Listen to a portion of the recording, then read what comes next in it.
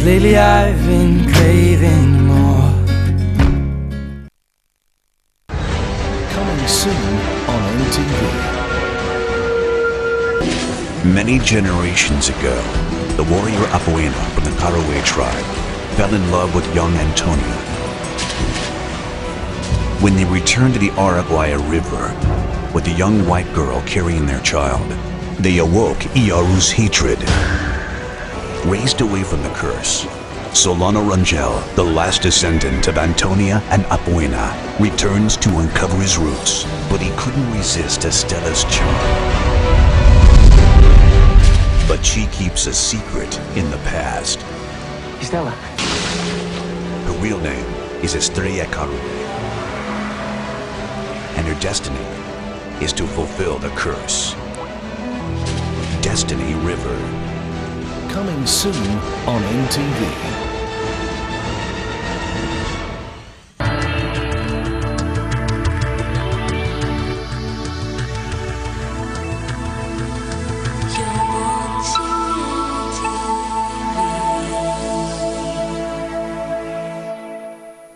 Eddakiika ebula bbiri zokka okuwera essaawa emu ey'akawungeezi nkwaniriza nnyo eno ye NTV akawungeezi ku lunaku luno olwokusatu ennaku z'omwezi ziri nnya omwezi ogwokusatu. Nze Farida katusooke tufune emitwe emikulu.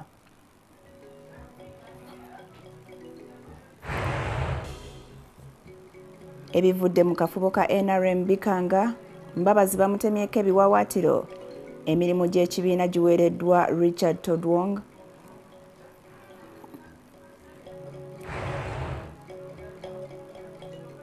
Eiganga kooti esalidde omuvubuka emyaka 20 lwa kukabasanya mwana wa myaka 8.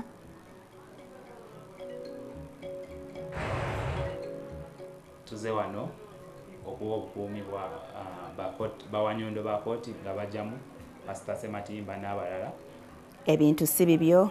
Kooti egobye Peter Sematimba mu bintu bya muwala w'omugenzi Sebalu emuyenga.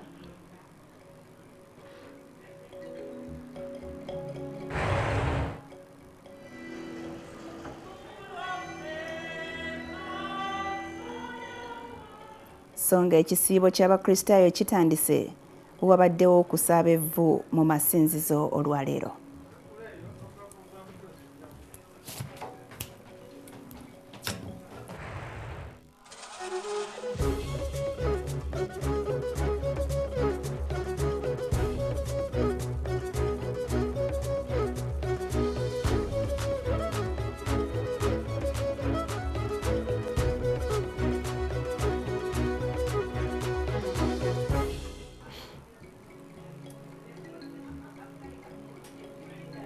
NTV akawungeze nyongera okukwaniriza tugende butereevu. Ssaabawandiisi w'ekibiina ekifuzi ki NRM John Patrick Amama Mbabazi mukyala we Jacqueline Mbabazi ng'ono yakulira abakyala ku kakiiko ka NRM akafuzi ssaako eyali Minisita Hope Mwesige baakusimbibwa mu kakiiko k'ekibiina akakwasisa empisa.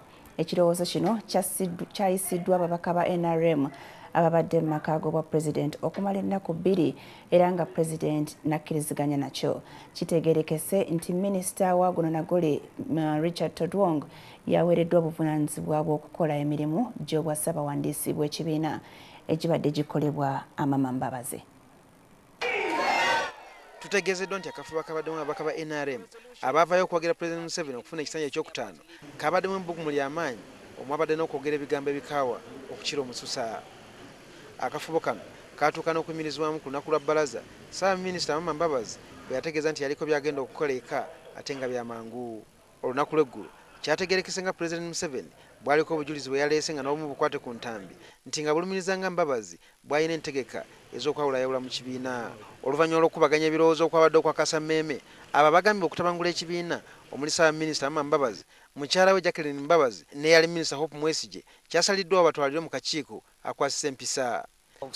And so the President and members of the caucus proposed that they go to SEC and then SEC meets them. Ensonda zitegeeza nti Mbabazi ebimwogerwako yabyegaanyi.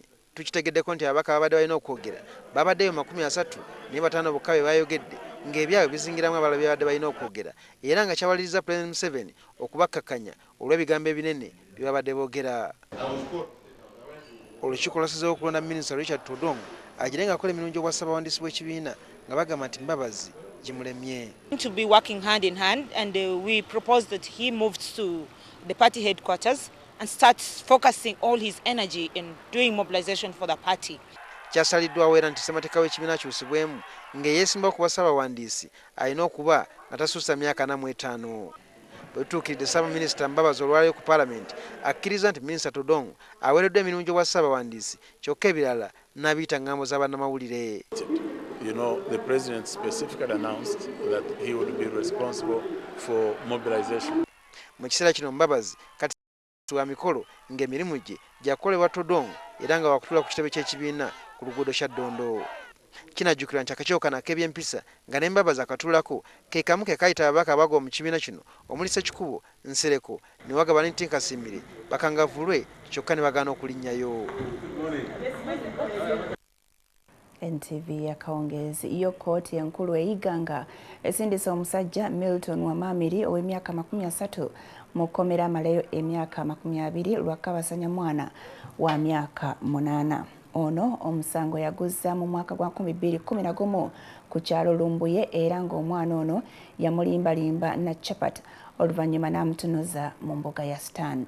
Omulamuzi Elizabeth Oliviza yatyemulidde Wamamiri omusango oluvannyuma lw'obujulizi okuvaayo nga bonna booleka nti ddala kino yakikola era naye nakkiriza. Munnamateeka wa Wamamiri asabye omulamuzi omuntu we amuwa ekibonerezo ekisaamusaamu kubanga yeenenya era teyayonoona biseera bya kooti. Omulamuzi wabula agambye nti emyaka 20 gyamuwadde gya kumuyamba omusibe ono okulongoosa mu nneeyisa ye.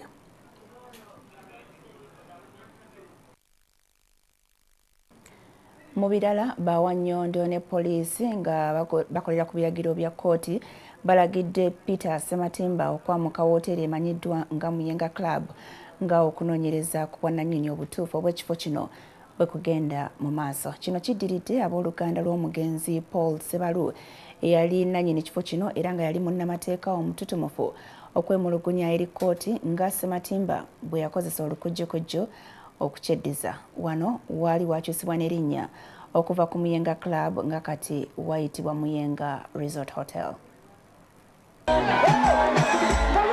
Peter Sematimba okulagira okwamuka Muyenga Club saako n'abakozi be kiddiridde ebigambibwa nti yakozesa olukujjukujju n'akyusa ebiwandiiko by'obwannannyini okuva mu mikono gya Paul Sebalu kati omugenzi n'abiteeka mu mannya ge.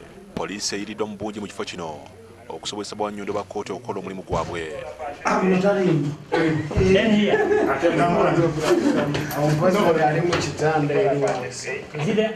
Abakozi balagiddwa obutabaako kye bakwatako era balabiddwa wabweru nga bibasobedde nga ye Sematimba tabaddeewo. Ebintu bisigalamu kuba kooti yalagidde nti abantu abaliwo mu bukyamu be baba bavaawo. Bino byonna biddiridde abooluganda lw'omugenzi Paul Sebalu okwekubira endulu mu kooti nga bagamba nti Sematimba yajingidde ebiwandiiko by'obwannannyini ono yeddiza ekifo ekimanyiddwa nga Muyenga Club nga ne gye buvuddeko yali akyusizza n'erinnya ng'agiyita Muyenga Resort Hotel. Nadduka amangu ago na registering company endala ng'erimu mannya ge ne mukyala we. Kigambibwa nti Peter Sematimba alina oluganda ku mugenzi Paul Sebalu eyafa omwaka oguwedde mu mwezi gw'11 era nga kigambibwa nti obulwadde bwe bwali bumuluma yamuyita amuyambeko mu kuddukanya ekifo kye ekya Muyenga Club okuva mu mwaka gwa 2011. Muzeeyi wange omugenzi aba kiyita abamuyita taata w'omuto naye yali yamugamba bugambi yajja mu 2011 n'amugamba ajje okulwanira nga manager just naye nga alina contract ya mwaka nga balina ogirenewinga buli mwaka. Muwala w'omugenzi Sebalu Themi Nakibuuka agamba nti Sematimba yasinzira mu lukiiko lw'ekika ategeeza nga Muyenga Club bwe bagimugabira kyokka n'atabalaga biwandiiko byonna. Kino nti kyekyabawaliriza okukola okunoonyereza mwe bazuulira nti aliko okujingira kwe yakola mu mwezi ogw'12 omwaka oguwedde ng'omugenzi yakafa olw'ekifo n'akiza mu mannya ge. N'abagamba nti omugenzi yamugabira Muyenga Club. Famire ne yeemulugunya ne bamugamba aleete ebiwandiiko ebiraga teyabireeta. Ne bagenda okusakinga mu land office ne bakizuula nti yajinga omukono n'afojinga n'atransfaringa ettaka lino okuli Muyenga Club mu mannya ge. Bitulemye okutegeera tumugamba yeeyowooza nti biki ate babimpa ate biki baba bikola lwaki tajja natulaga ne evidence yonna nti babimuwa nga babimuwa ngaani. Kooti nga bwegenda mu maaso n'okutunuulira omusango guno etaddewo akakiiko k'abantu basatu okutwala obuvunaanyizibwa ku kifo kino nga muno mulimu Themi Nakibooka Ssebalo muwala w'omugenzi ne Profesa Gordon wava muno. Ye Ssematimba tasobodde kufunika kutangaza ku nsonga eno. Patrick Mukasa, NTV, Akawungezi. NTV Akawungezi. Ye Minisita avunaanyizibwa ku kukwasisa empisa n'obuntu bulamu Father Simon Lokodo ategeezezza nga bwe waliwo ebitongole by'obwannakyewa ebifuna ssente okuva mu mawanga g'abazungu okwonoona obuwangwa n'empisa z'Abannayuganda. Lokodo tayatudde mannya ga bitongole bino kubanga poliisi ekyabinoonyerezaako nti naye bwe kinaakakasibwa gavumenti egenda kubawanduukulula obutaddamu kukolera mu Uganda. Lokodo abadde mu kakiiko ka Parliament akavunaanyizibwa ku nsonga z'obwa President. Empisa obuntu bulamu wano mu Uganda kigambibwa nti bizze bisereba ekiviiriddeko n'emize egy'ennyamiza okweyongera. Kino kiteereddwa ku kukopperera Bannayuganda kwe bajja mu bazungu. Minisita avunaanyizibwa kukwasa empisa n'obuntu bulamu Reverend Father Simon Lokodo agamba nti waliwo ebitongole by'obwannakyewa ebifuna ssente okuva mu mawanga g'abazungu era nga kigambibwa nti byefunyiridde okwonoona obuwangwa n'empisa z'Abannayuganda. They are given monies from the Western world to come here in the guise of humanitarian concern, but end up, recruiting people to negative and immoral behavior in our judgment as Ugandans. And as I told you, one time we identified some of them. Lokodo abadde mu kakiiko ka Parliament akavunaanyizibwa ku nsonga za Pulezidenti n'ategeeza nti poliisi ekyakola okunoonyereza ku bitongole bino era singa wabaawo obujulizi obubiruma byakuwanduukululwa obutaddamu kukolera wano mu ggwanga. We have handed over some files to the police for further and deeper investigation, and as soon as they are established, even having a small thread of the inclination towards damaging the morals of this country, they have no place here, and we shall advise them to stop operating. Father Lokodo tayatudde bitongole bino wabula agamba nti newankubadde ebimu ku byo byandibanga bye biwa gavumenti ssente tebagenda kulonzalonza okugaana ssente zaabwe. We prefer to stay off than to get that tainted money and have our people suffer or our morality degenerate. Ategeeza nti bakola okunoonyereza ku masomero agamu nga kigambibwa nti gakozesebwa okuyigiriza abaana ebyesittaza. Jingo Francis, NTV, Akawungezi. Webale nnyo Jingo Francis. Minisita wa Kampala Frank Tumwebaze Kyaddaaki afulumiza olukalala lw'amannya g'abakansala abanaakulemberawo obukiiko obujja obwalondeddwa okukola emirimu gya KCCA naddala mu kiseera kino ng'entebe ya Lord Mayor ekyaliko okusika omuguwa. Mu balondeddwa mulimu bakansala abajjanga Frank Kandoho ng'ono akulira akakiiko k'ebyamateeka, Vena Mbabazi nga yakulira ak'ebyekikugu, Dr. Denson Nabwama akulira ak'ebyobulamu, Dr. Beka Serwamba wa byabakozi, Hawa Namugenyi wa kakiiko kabyansimbi ate ye Engineer Kajina Karuma akulira akabyakuzimba n'enguudo so nga Kansala Brohan Byarugaba wa byanjigiriza, Achan Joyce Odonga wa byakusolooza musolo, Babirye Katende Emi wa byakikula ky'abantu.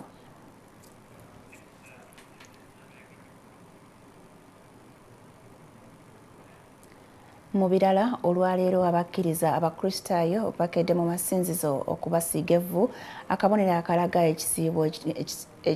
nga ekisiibo bwe kitandise.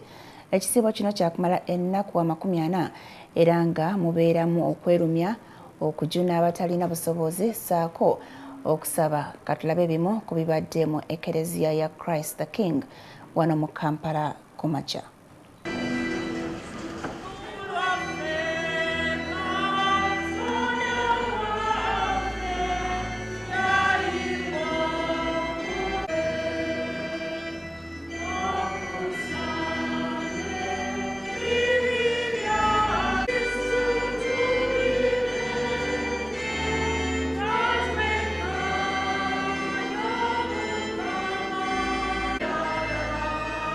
naye ffe nga abakkiriza mu Kristo kabonero kakuyamba banaffe kwebonereza badde nkola kino n'okivaako naye ng'osobola okukola kisobola okuyamba abalala. Mu kiseera nka kino abantu balina kugamba okudda eri Mukama, balina okwenenya, balina okusonyiwa, kugamba abantu balina okweyisiza ddala nga abantu abakristaayo, abantu abatuufu abamanyi Katonda. Kye kiseera abantu kye balina okunoonyezaamu Katonda. People should repent and then ask for what they needed, their heart's desires. Should ask for forgiveness, because forgiveness can open up your prayers. We take it forward so that the current generation can be in position to know that we are supposed to do something which is related to what has happened to Jesus.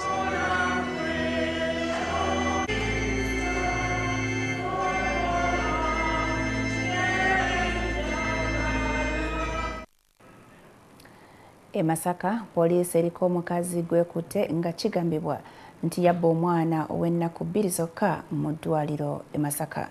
Prescovia Namanda mutuuze ku kyalo Kayiriri mu Gombola y'Endagwe. Omwana ono kitegeerekese nti yamubba nnyina agenza mu katawuni akalinaanye eddwaliro era ng'ono yennyini yamutuma abeeko byamugulira. Mama w'omwana ono Olivia Nakanjako ow'okukyalo Mazinga mu Gombola y'Ebuwunga yabadde agudde ku kyokya oluvannyuma lwa Namanda okumutuma kaduuka n'ekigendero ky'okubba omwana we, wabula bwe yakomyewo tyabasanzeewo.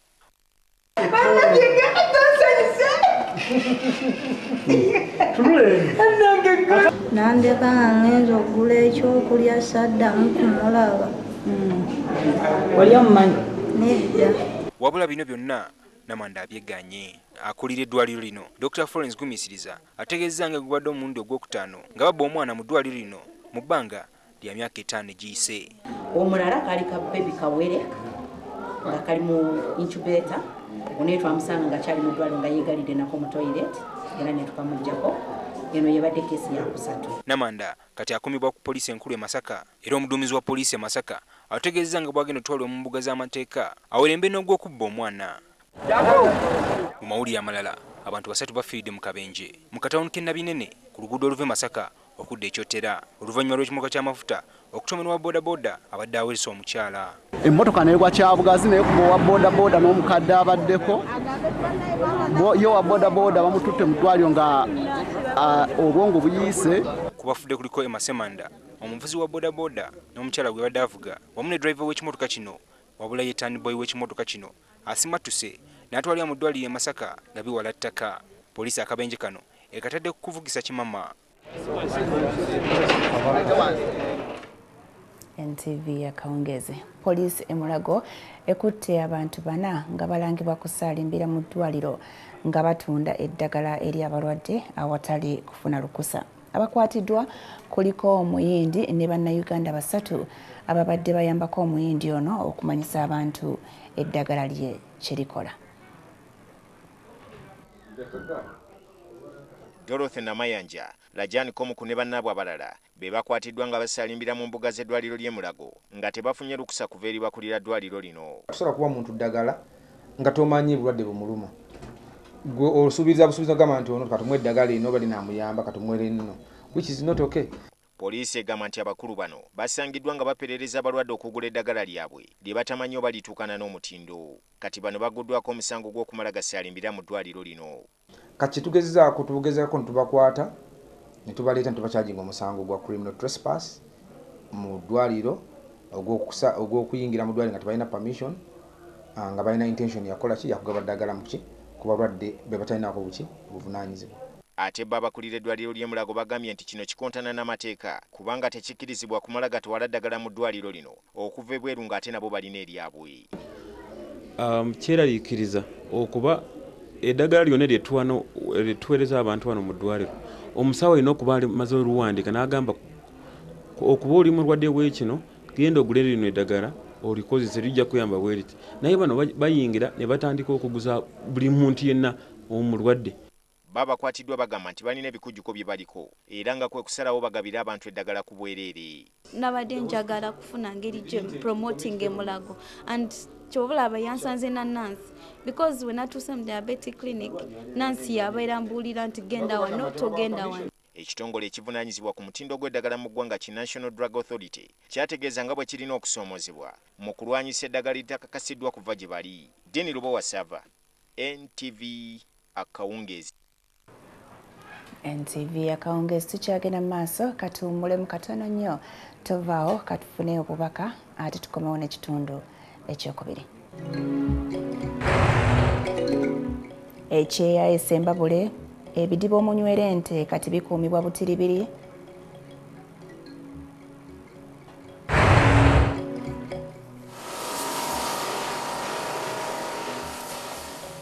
Linda olabe Loy Muzachi omukazi atetenkanya obulamu ng'ayoza motoka. Tovaawo.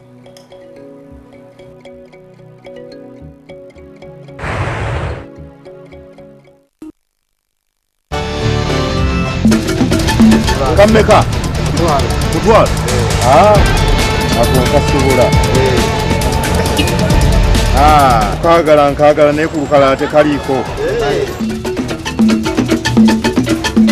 Sente okuva mu bizinesi ne sente okuva mu bintu ebirala ebiyita sente zetuyita sente zetutakoleredde.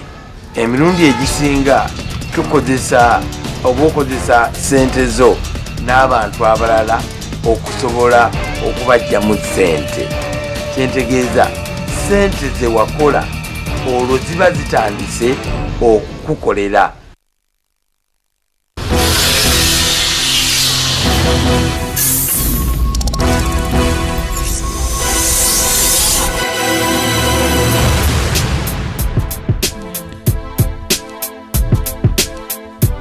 Follow the beat, follow the beat, follow the beat, follow the beat. Follow the beat.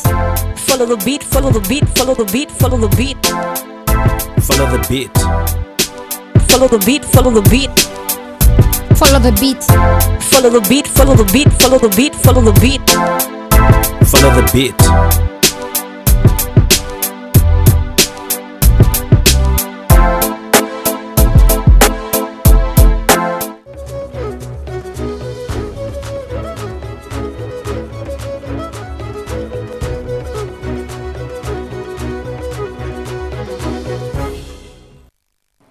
Okola kyatendo kwekumira ku NTV nga tukyagenda maaso n'okutuusaako embeera ey'ekyeya mu bitundu by'eggwanga eby'enjawulo.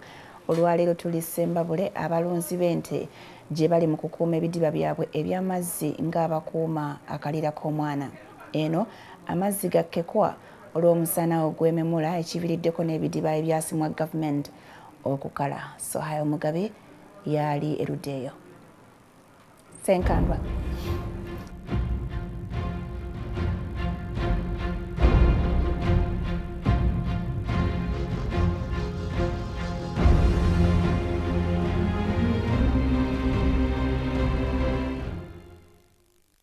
Ssembabule y'emu ku zi disitulikiti ezimanyiddwa okubaamu abalunzi b'ente era nga kumpi buli maka awusangamu ente eziwera. Kyokka okwefaananyirizaako n'ebitundu ebirala okwetooloola eggwanga, Ssembabule naye mu kiseera kino erimu ekyeya ekitagambika. Ekyeya ekiri mu disitulikiti eno kiviiriddeko ebidiba ente mwe zirina okunywera amazzi okukala era nga bitutte ebbanga nga temuli mazzi. nga lukusulu pa sub county wasobola okufa ente nga 10 olunaku lumu. Tulina eddaamu 4 zikaze. Tulina eddaamu esooka gavumenti gye tusimira amazzi gaggwamu. Hati tukuruga hakyari ekiitu aho turikutuura kuza kuhika Mutuma aho turikweshera hariho mahiri 14 okugenda n'okwija nzo mahiri 28 mbwenu habwekyo hati turikuba munonga ente kuza kuhikayo ehikayo etakiri kubasa na kunywa amaizi ente y'enjungu tekugenda orugendo rukwingana rutyo. Kyokka zo ente zakikwata nti wano we zirina okunywera amazzi nga nabwe zityo zituukawo wadde nga tewali mazzi.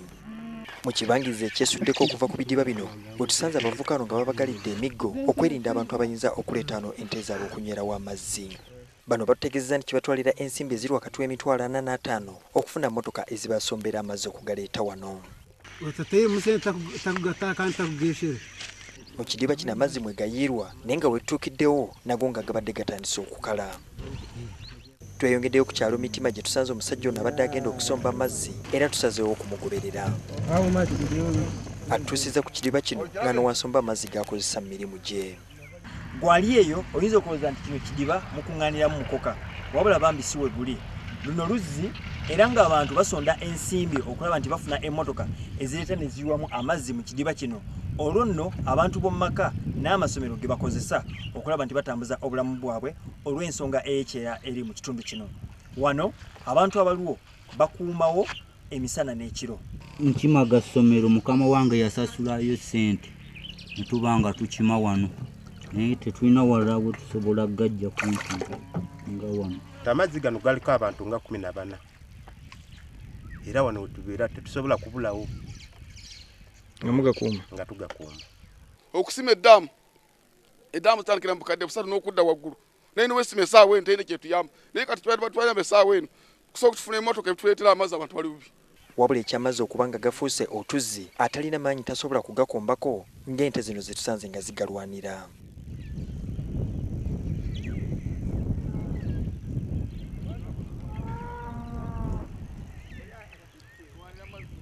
Eddamu katugambe ng'ey'emitima eyabeerako ente kati nga 13,14 zinywera kati ziringa mu mutwalo. Kuno ku sabbeeyi y'amata nayo eyeekalamye ko emmere naddala amatooke. Amatooke go tegaliiwo era ettooke lyagula asingi kakaaga kasaba mu katale kati liri mitwalo gumu na kitundu emitwalo 2. Eyo y'embeera eri mu disitulikiti y'e Ssembabule erese abalimi n'abalunzi nga ge bakaaba ge bakomba. Julius Senkandwa, NTV.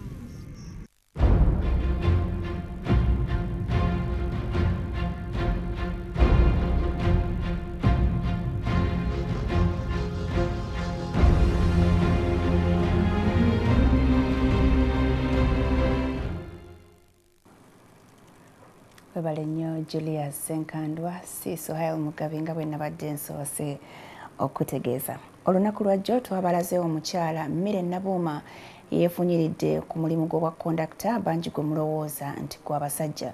Kati olwaleero katulabe Loy Muzaki eyeefunzizza ogw'okwoza motoka.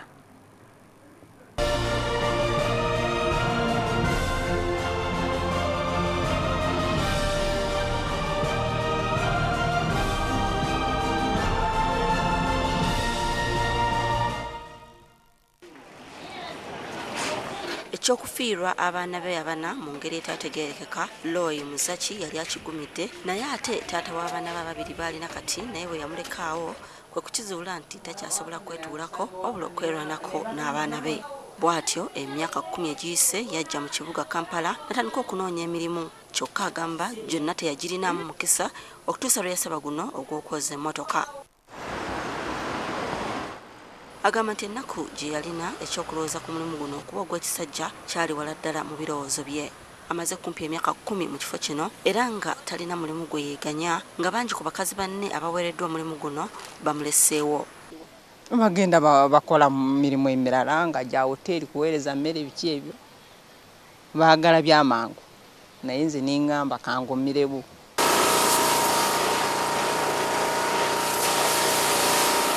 Loy afuna emitwalo 10 omwezi era olw'okuba abaana be bali mu kisulo era nga abasasulira emitwalo egitakka wansi wa 2 buli omu ate tenkanya obulamu asula kumpi ddala ne waakola obutakozesa nsimbi za transport era agamba nti emmere agigulamu owino n'asobola okuba nti afulumya kitono ddala ku kyayingiza. Ekusooka embeerako naki na bugulupu bw'abaanange ne kubeera nga kwesondasonda n'ofunayo ng'emitwalo gyo nga 2 n'okwata emitwalo 10 n'osooka n'ogikola ki n'ogiwaayo nga bakyagumiikiriza. Ndi oluvannyuma nekusolondera ndi omulala n'atwala naye n'ayamba abaana be. Olunaku Loy ayozza emmotoka eziri eyo mu 20 kyokka ng'okusinga akola gwa kuzinyiriza. Bwe nkwata ekiwero n'ensiimula mmanyi nti olunaku luyingidde lwange lw'omwezi. Kubanga enkola n'amaanyi nsuubirayo tebajja kumpa kasente mpeerera abaana bange. Maneja wa Loy agamba nti wadde omulimu guno gusinga kwettanirwa basajja abakyala nabo beetaagisa. She knows the nitty-gritty. Amanyi wake kino kigenda wano n'akitereeza bulungi. That's what also happens in the car. Ate ekirala beesigwa. Wasanga ekintu kiri valuable mu motoka takitwala. wadde emyaka gyalo egigenderedde tanalowooza kulekulira naddala nga kyalina okuweerera abaana be era nga wadde olumu awulira obukoowu agamba nti alina okusigala ku mulamwa. Manyi by'okumirira esente kaako omusajja tekakwatikanako. Naye nze yendi wano nzaakuba abaana bange okuva nasale sirabako sente z'omusajja. Nze mwennyini mbaweerera. Avumiridde abasajja abagaana abakyala baabwe okwekolera nga tusemberera olunaku lw'abakyala Loyi kyakulabirako kirungi eky'abakyala okukyusa endowooza zaabwe eri emirimu egimu ne basobola okwebeezaawo. Irene Namyalo, NTV.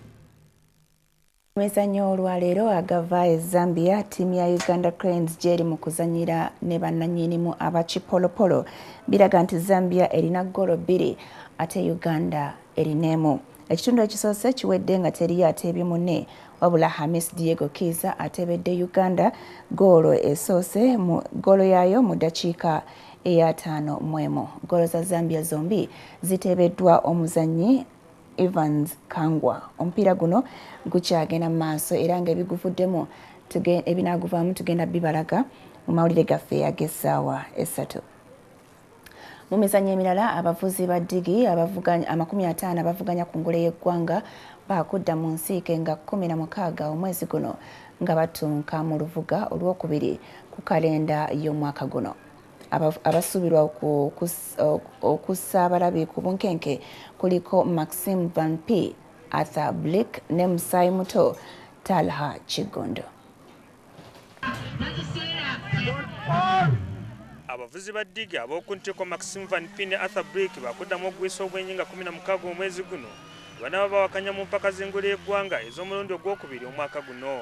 Empaka zino zisuubirwa okubeereza akasammeme za kubeera galuga mu bitundu by'Entebbe. Mu kiseera kino Musai Muto Maxime Van P akulembedde mu banne n'obubonero 6 naye nga ne Arthur Blick agamba nti ku mulundi guno si wakumuwa kaaganya konna. Maxime Van P yansurprising mu race ewedde busiika yali adduka nnyo era speeds ze zeeyongeddeko, fitness ye yeeyongeddeko ne bike control era training emuyambe nnyo gy'akola ebweru.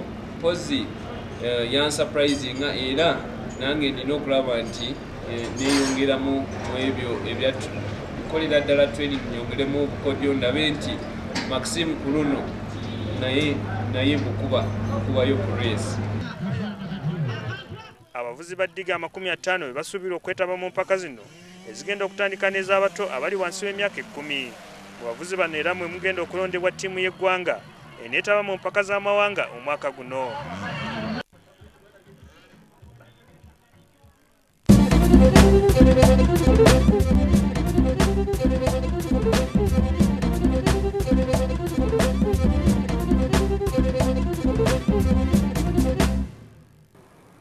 Byetusobodde okutuusaako mu NTV akawungeezi webale nnyo okubeera naffe byetutakutuusizzaako birinde mu NTV Tonight ku ssaawa 3. Nze Farida musule bulungi tusinkane nate enkya.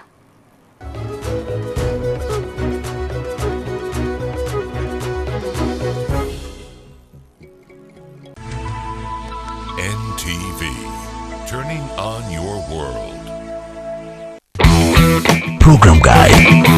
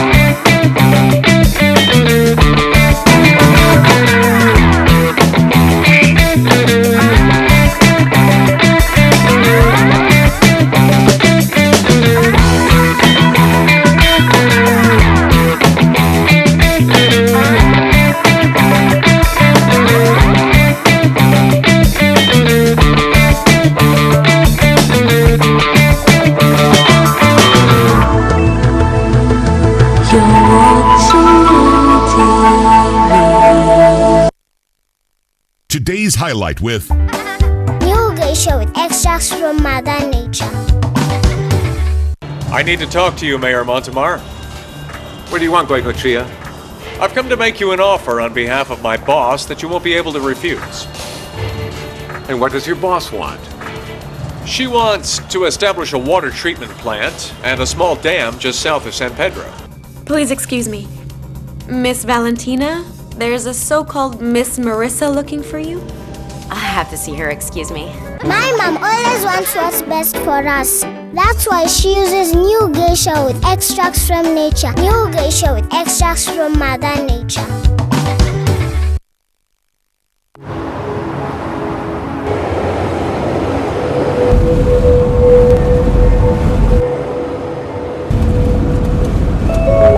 And the change of government won't stop a thing. I've run out of fingers counting the number of multinationals setting up here. What about the 3 companies that announced their plans to launch last week? I say there shortly. Me, I'd be looking to sell. At what price? More. Much, much more.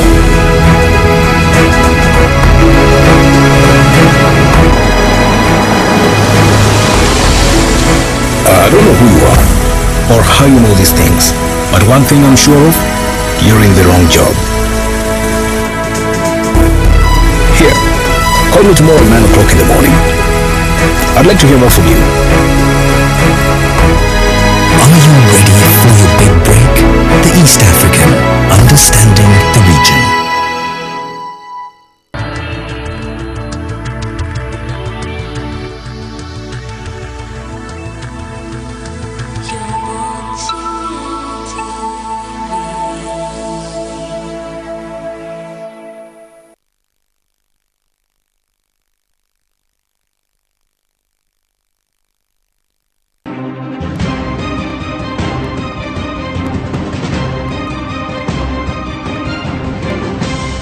You're watching Morning at NTV.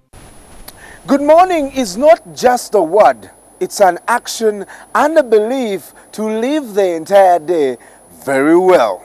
Morning is not just a thing that you wake up to, but also the best time to set the tone for the day.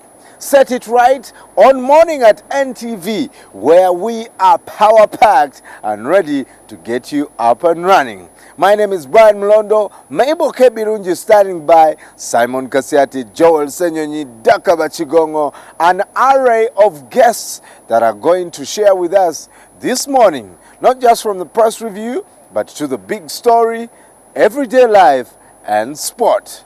What are you waiting for? You might be getting out of bed, on your way to work, or streaming online, youtube.com/NTV Uganda. Coming to you live from the Kampala Serena Hotel rooftop, let's get started with the question of the day.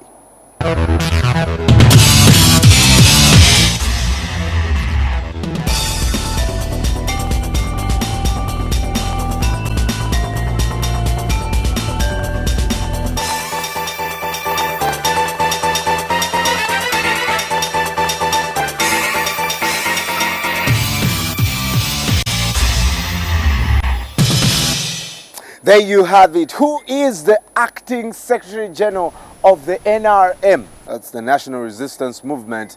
And the first 5 respondents will walk away with some freebies from Morning at NTV. Get texting 6565, send your name and the correct answer. You can also head over to Facebook, Morning at NTV. Alternatively, you can tweet it at Morning at NTV. You can feel free to tag me at mbgold2, at mebkeb, at Kasiate, and at Joel Senyonyi, also at Dakaba Chigonga, and don't forget at NTV Uganda.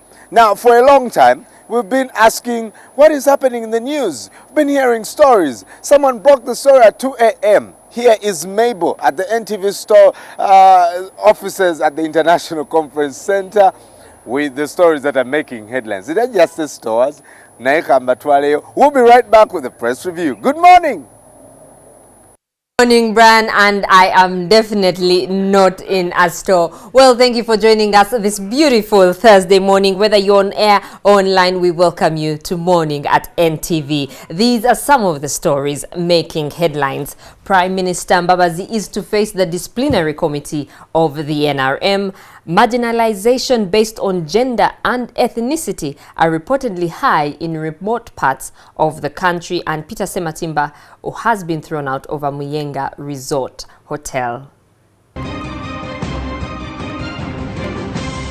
You're watching Morning at NTV.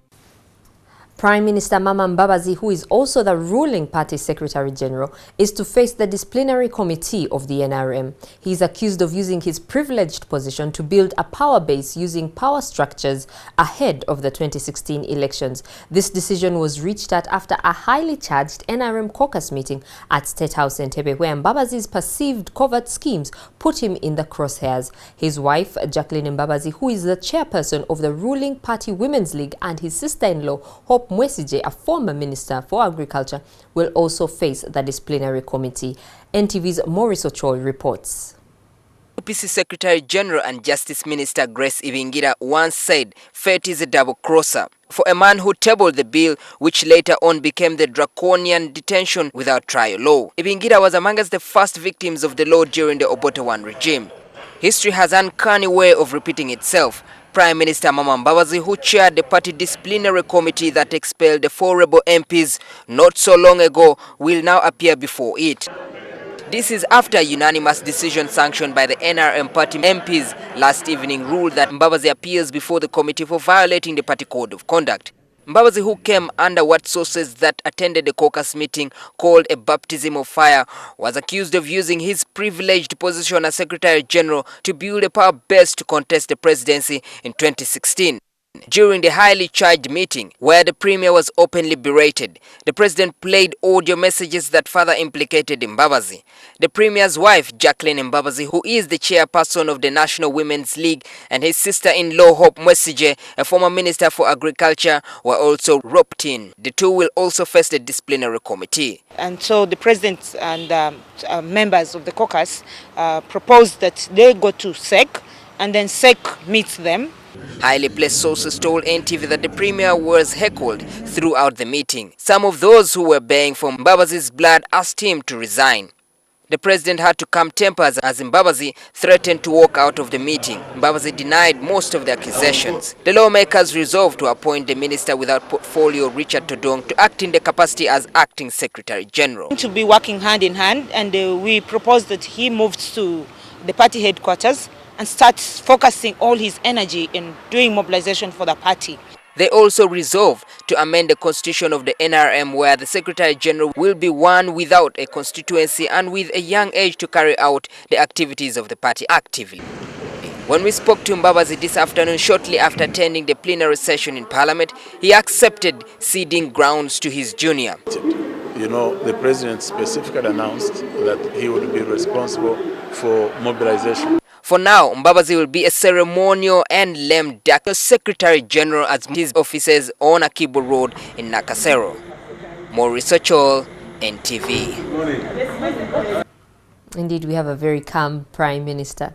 Well, moving on, marginalization based on gender and ethnicity are reportedly high in remote parts of the country. Cases of child abuse, exploitation, and human rights abuse are also deeply rooted in poor communities. The revelation came at a conference organized by a grant-making organization, Independent Development Fund, that brought together different civil society organizations advocating for the protection of the fundamental human rights. Communities such as the Batwa people of southwestern Uganda are singled out among those that often suffer human rights violations. People in such communities experience double marginalization in form of both gender and ethnic biases. Culturally, the Washiga believe that the Batwa women are medicine to Washiga men who have backache. So in that way, they've been raped, they've been defiled and battered in a bid to get sexual satisfaction from them. It is also feared that the problem could worsen. They've been denied rights to take part in decision making. They don't have representation like in local council leadership. They don't have somebody to speak out for them. They don't also have a right to education. While deliberating at the sharing experience and lessons learned meeting for civil society organizations and human rights advocacy groups by the grant funding organization, the Independent Development Fund IDF, many called for efforts to reverse the trend. If they could be given a position, then they would be able to be available to talk for themselves and an affirmative action in government program, so that in whatever they do, whatever the government program is about, these people are not left behind. After having given them funding to implement for 2 years, some 3 years, and it's now time that they come together and share the impacts and the outcomes of the different projects they've been implementing. Human rights advocates also say that many youth and other vulnerable groups do not understand fundamental human rights and therefore abuse the international standards meant to protect them. If our curriculum was structured rightly, a child growing knowing their respective rights alongside their responsibilities, we would have a safe country, a safe society. Although there has been increase in human rights awareness amongst children from about 20% to 60% in some parts of the country, child abuse and exploitation are still being reported mainly in poverty-stricken areas. But also, I would first want to note that it's not only happening in rural areas, even in the urban areas. But I think it's happening because of the poverty levels. An analysis by the African Human Rights Defenders Project conducted in 2013 found that the right to life was the most violated in Uganda, followed by the right to assembly and association, children's rights, and women's rights. Suhail Mugabi, NTV. The former Kampala mayoral contestant Peter Sematimba has been thrown out of a Muyenga resort hotel as a property dispute between himself and his nephew's daughter got ugly. Now, while he claims he was given a land title to a hotel in Muyenga by his deceased nephew, the daughter to the deceased says he allegedly forged her father's signature to acquire 2 properties. This and more stories in our news wrap. It has been nails out at a hotel which has for almost 3 years now been known as Peter Sematimba's. We've come here to give security to court bailiffs as they put in place a court order, an interim order from High Court. Muyenga Resort Hotel, one could say, is on the way of reclaiming its old name, Muyenga Club. But it may not be under the managership of the former Kampala mayoral contestant. The pastor is accused of allegedly altering documents which enabled him to take ownership of Muyenga Club from Paul Sebalu, who died in 2011. The family held meetings to try and handle his estate. In those meetings, Mr. Peter Sematimba, who is a relative of the deceased, claimed that the deceased had given Muyenga Club and some other property to him as a gift. But the family objected to it because many of them had talked to the deceased and he had never told them that he had donated his property. When the family's legal team failed to convince Sematimba to vacate the premises, this has been the result. Looking stranded, puzzled and without a clear vision of the future at this hotel are Sematimba's employees who are told to leave the premises without taking anything. And for long, these employees will be in this state. The daughter of the late owner has come to collect what is rightfully hers. We discovered that the land title for this place had been transferred into his names, Mr. Peter Sematimba's names, based on a forged transfer. We discovered that the signature appearing on the transfer was not the same signature of the late Paulo Sebalu. The two parties continue to battle over the ownership of the properties in court. In other news, in Iganga, a 30-year-old man gets to stay in prison for 20 years for raping an 8-year-old girl. Milton Wamamidi is said to have committed the crime in 2011 in Lumbuye village. He persuaded the young girl with chapatis before sexually abusing her.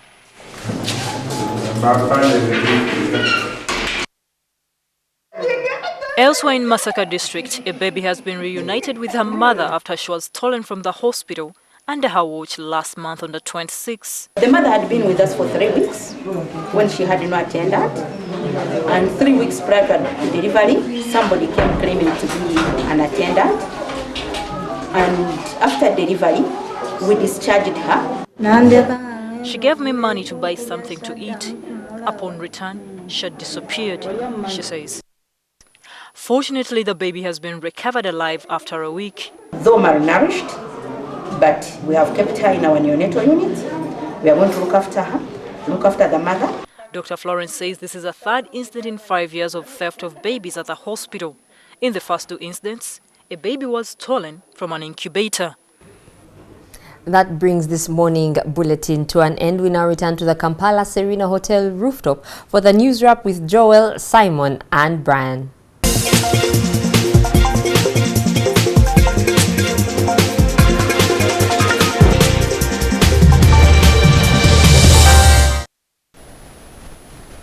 A very good morning on this wonderful sun-rising Thursday morning, the 6th day of March 2014, essentially the second day of the Christian fasting season of Lent, and we're coming to you from the rooftop of the Kampala Serena Hotel for this morning's press review on Morning at NTV. My name is Simon Kasiate, and I'm with my usual colleagues, Brian and Joel. Good morning, folks. Good morning. Morning. Very good. You're all clad in what seems to be red and maroon this morning. Is there a lovey-dovey mood? Or well, great minds think alike.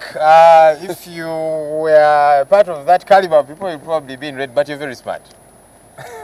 NRM caucus cuts Mbabazi's powers is a screaming headline in the Daily Monitor this morning. And yes, you will recall that this is an intriguingly interesting story that is developing on Uganda's political scene that the Daily Monitor is following very closely. And of course, NTV too taking its lead on it now. What exactly has happened to Prime Minister Mbabazi, who doubles as the NRM Secretary General? There is a lot of perception that he's been dropped as Secretary General. Far from the truth. Perhaps the story in the Daily Monitor will put it for you in better perspective to realize that owing to the amount of workload on his table as Prime Minister and the fact that he's been using his position as Secretary General to galvanize a political base to catapult him to the presidency come 2016, the NRM caucus, a group of NRM-leaning MPs in the House who are not the constitutionally mandated organ of the NRM, have moved to reduce some of his responsibilities and pass them on to the minister without portfolio, who is also seen as the minister in charge of political mobilization, Richard Todwong. And I must tell you, we'll be having him later on for the big story. It's going to be hot. What do we have in the inside pages of the red paper, and Joel, who has another copy of the Daily Monitor? Well, the red paper obviously also focusing on Amama Mbabazi and saying Amama, the wife, and Hope Mwesije will face the disciplinary committee, and they are being accused of coming up with an alternative Q.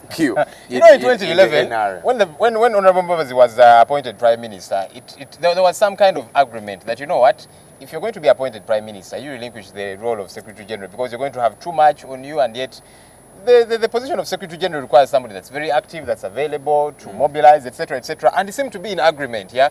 But for some reason, I think the president wanted him both sides. And right now, because we've seen that he's begun to use the party structures for his own gains, as it is alleged now, that has precipitated his being thrown out very quickly. But perhaps if it had been sorted out earlier, maybe we would see was awarding Amama the office of the Prime Minister a promise of the queue, you know. I don't really think that Mbabazi ascended to the office of Prime Minister as a matter of affirmative action. Let's give credit where it's due. This man actually does some work, and I'm sure the running of government business has never been the same since the time he took on the reins as Prime Minister. But following, never been the same. Has it gotten better?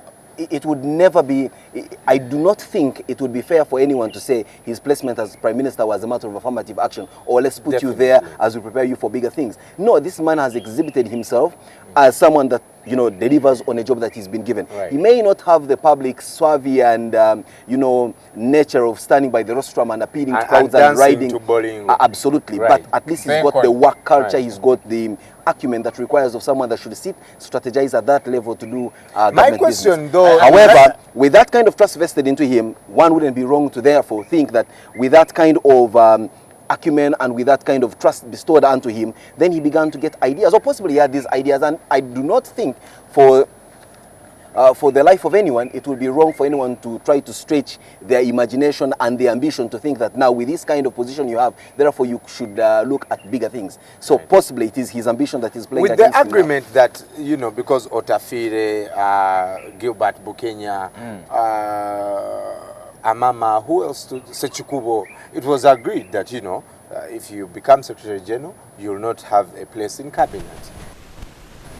Months later, he is the Prime Minister. Was that an assurance that maybe I'm the one next for the big thing? I think they did and not some see this people have coming. said that the President told him, you know what, get ready. Well, you see, we can only sit Where is here and the speculate evidence because with we do that? not know the discussions that went on behind closed doors between two gentlemen who have known each other for decades. There are others who talk about some that's agreement back in the bush, apparently, you know, but nothing about that is justifiable. Where But see, where this bit Mbabazi of- was not in that bush, he was somewhere else at another level. Well, he was in touch with strategizing. them, certainly. Exactly. I do not think that was the time when you would do teleconferencing and that he was in touch with them on a regular Satellite basis. phones. No, absolutely And not. the other bullet points on, you know, on the red paper is NRM in meltdown as Todwong seizes Mbabazi's office. Meltdown? Yes. A blow-by-blow account of how the president humiliated Amama. Let's take note that these were arrived at from an NRM caucus meeting at State House, which made other proposals to the way the NRM structure is formed. And one of these proposals is capping the age limit of someone to contest for the Secretary Generalship of the NRM to be not less than 45 years. Now, I think, folks, we need to get to understand what the youth are doing to themselves within the NRM. You are a young leader. Yesterday I hosted Paul Cole, who was the minister at 26. And I think by all accounts he performed his duties extremely very well. Right. Now, you are capping the Secretary General of a political party at 45. What are these youth doing to themselves? When will Anita, for example, become a Secretary General of a party? Never mind that she possibly has the competences. I want to believe that as of now, she is at her best to become Secretary General of a party or anything within the NRM, as opposed to when she becomes 45. Right. Now, when you sit as young people and you see a bunch of old people ring fencing positions on the basis of age, what is a 45-year-old able to do that a 30-year, for example, is unable to do that has made it to Parliament? These young people are actually shooting themselves in the foot. One day they make noise and say, we need space, we need the old people to retire early so that there is room for the young people. But now you see the sycophants in them are coming out. I am beginning to get increasingly convinced that we do not need affirmative action for representation in Parliament. I don't think we do. I don't think we need them. We don't need it for the youth. I might get a backlash for this, but I think time has run out for the women. Who cares? You know, etc., etc. I mean, look, I have a youth MP representing me in Parliament. I have got an area member of Parliament representing me. I have a woman representative representing me. I am a worker. I have a workers representative representing me in the army. So you're very well represented. I'm overrepresented. And let's assume I had, well, I wear specs. That could be a form of disability. I have a person with disabilities inside there. I mean, how much are these people changing my life? One MP, perhaps even half an MP would have still, I wouldn't be any different from what I am. Right. So I think having these... at the end of the day, of course, they talk about, you know, ameliorating young people, but for me, what I see happening is you're actually ameliorating one particular individual. They're the ones you're uplifting. You know, one woman MP for one entire district, I don't see that as very helpful to the rest of the women. How have the rest of the women in that district benefited as a result of this one I think it comes back to the argument that's been made that all this seemingly affirmative action is actually part of the grand game of patronage. That you pick one youth, make them big, and the whole youth popularity, the whole youth population is jubilating. I'll give you an example. Recently, when this cabinet took shape, the youth were up in jubilation, saying, "Well, at least now we have some youth in cabinet. We have Frank Tumwebaze, we've got Richard Todwong." As if that helps them in any way. Then you hear a religion saying, "Ah, we also want somebody." Then the other region say, "We want somebody." And everyone wants a share of the national cake. Well, getting away from politics, let's get down to an interesting bit which is almost similar to politics in this country, and that is crime. We have a story playing out in the Daily Monitor of police arresting a colleague for being part of a notorious criminal gang, and this is playing out in Luwero. Now, it's been known that from the way criminal gangs are operating in this country, they possibly are not far from having the skills of law enforcement officers, and now here we are. Yesterday we had a picture of a vendor camp policeman. Now we have got a story of a policeman come hardcore brigand. I mean, what else are we going to see? A policeman vying for the presidency, perhaps? We hope they don't come and take over this show. But you see, some people think, well, police are a reflection of who we are in society, and they think maybe we should cut them a bit of slack. But again, on the other hand, you're thinking, you guys are the law enforcers. We expect better of you. You can't give the exculpation of, you see, we came out of society, and the society is rotten, so you don't expect us to be any better. I'm thinking, no. You are supposed to be better, whether you like it or not. Well, there we are in the inner pages of the Daily Monitor. There is an interesting story that is closer to home, and that is a recent report by the Human Rights Network for Journalists, who have declared that media freedoms are dwindling. I am looking forward to a day when they will say media freedoms are expanding. To what extent have media freedoms been dwindling? Where they are putting across some what evidence do you think? of You have been around for a while. Do you think it's getting better or is it getting worse? My honest opinion is these reports are playing out to another gallery. You've not answered the This question. is NGO World, and Uganda and Human Rights Network for Journalists is another NGO like the other. They need to convince me that I am increasingly becoming unable to say. Wait a minute. That I'm beginning to increasingly become unable to say what I am able to say on a platform like this, on which I come enjoy. here and lambast the powers that be, And then I walk out and have my comfortably. breakfast. I do my daytime job, and nobody even gives me a call to say, "But Kasiate, what the hell were you saying?" Right. So, to what extent is this thing dwindling? I also know for a fact that my colleagues, the journalists, many of them are involved in other activities which sometimes put them in a collision course with the law.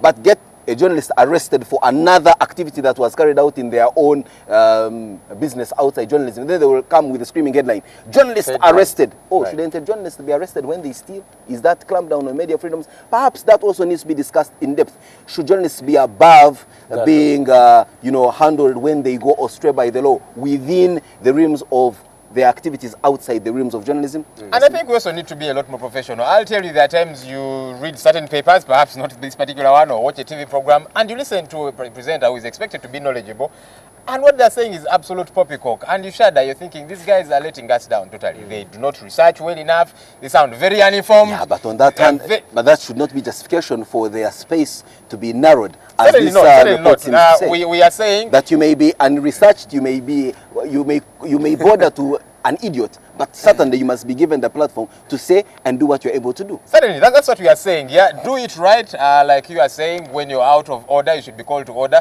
But on the other flip side, we are saying, can we also be a little bit professional?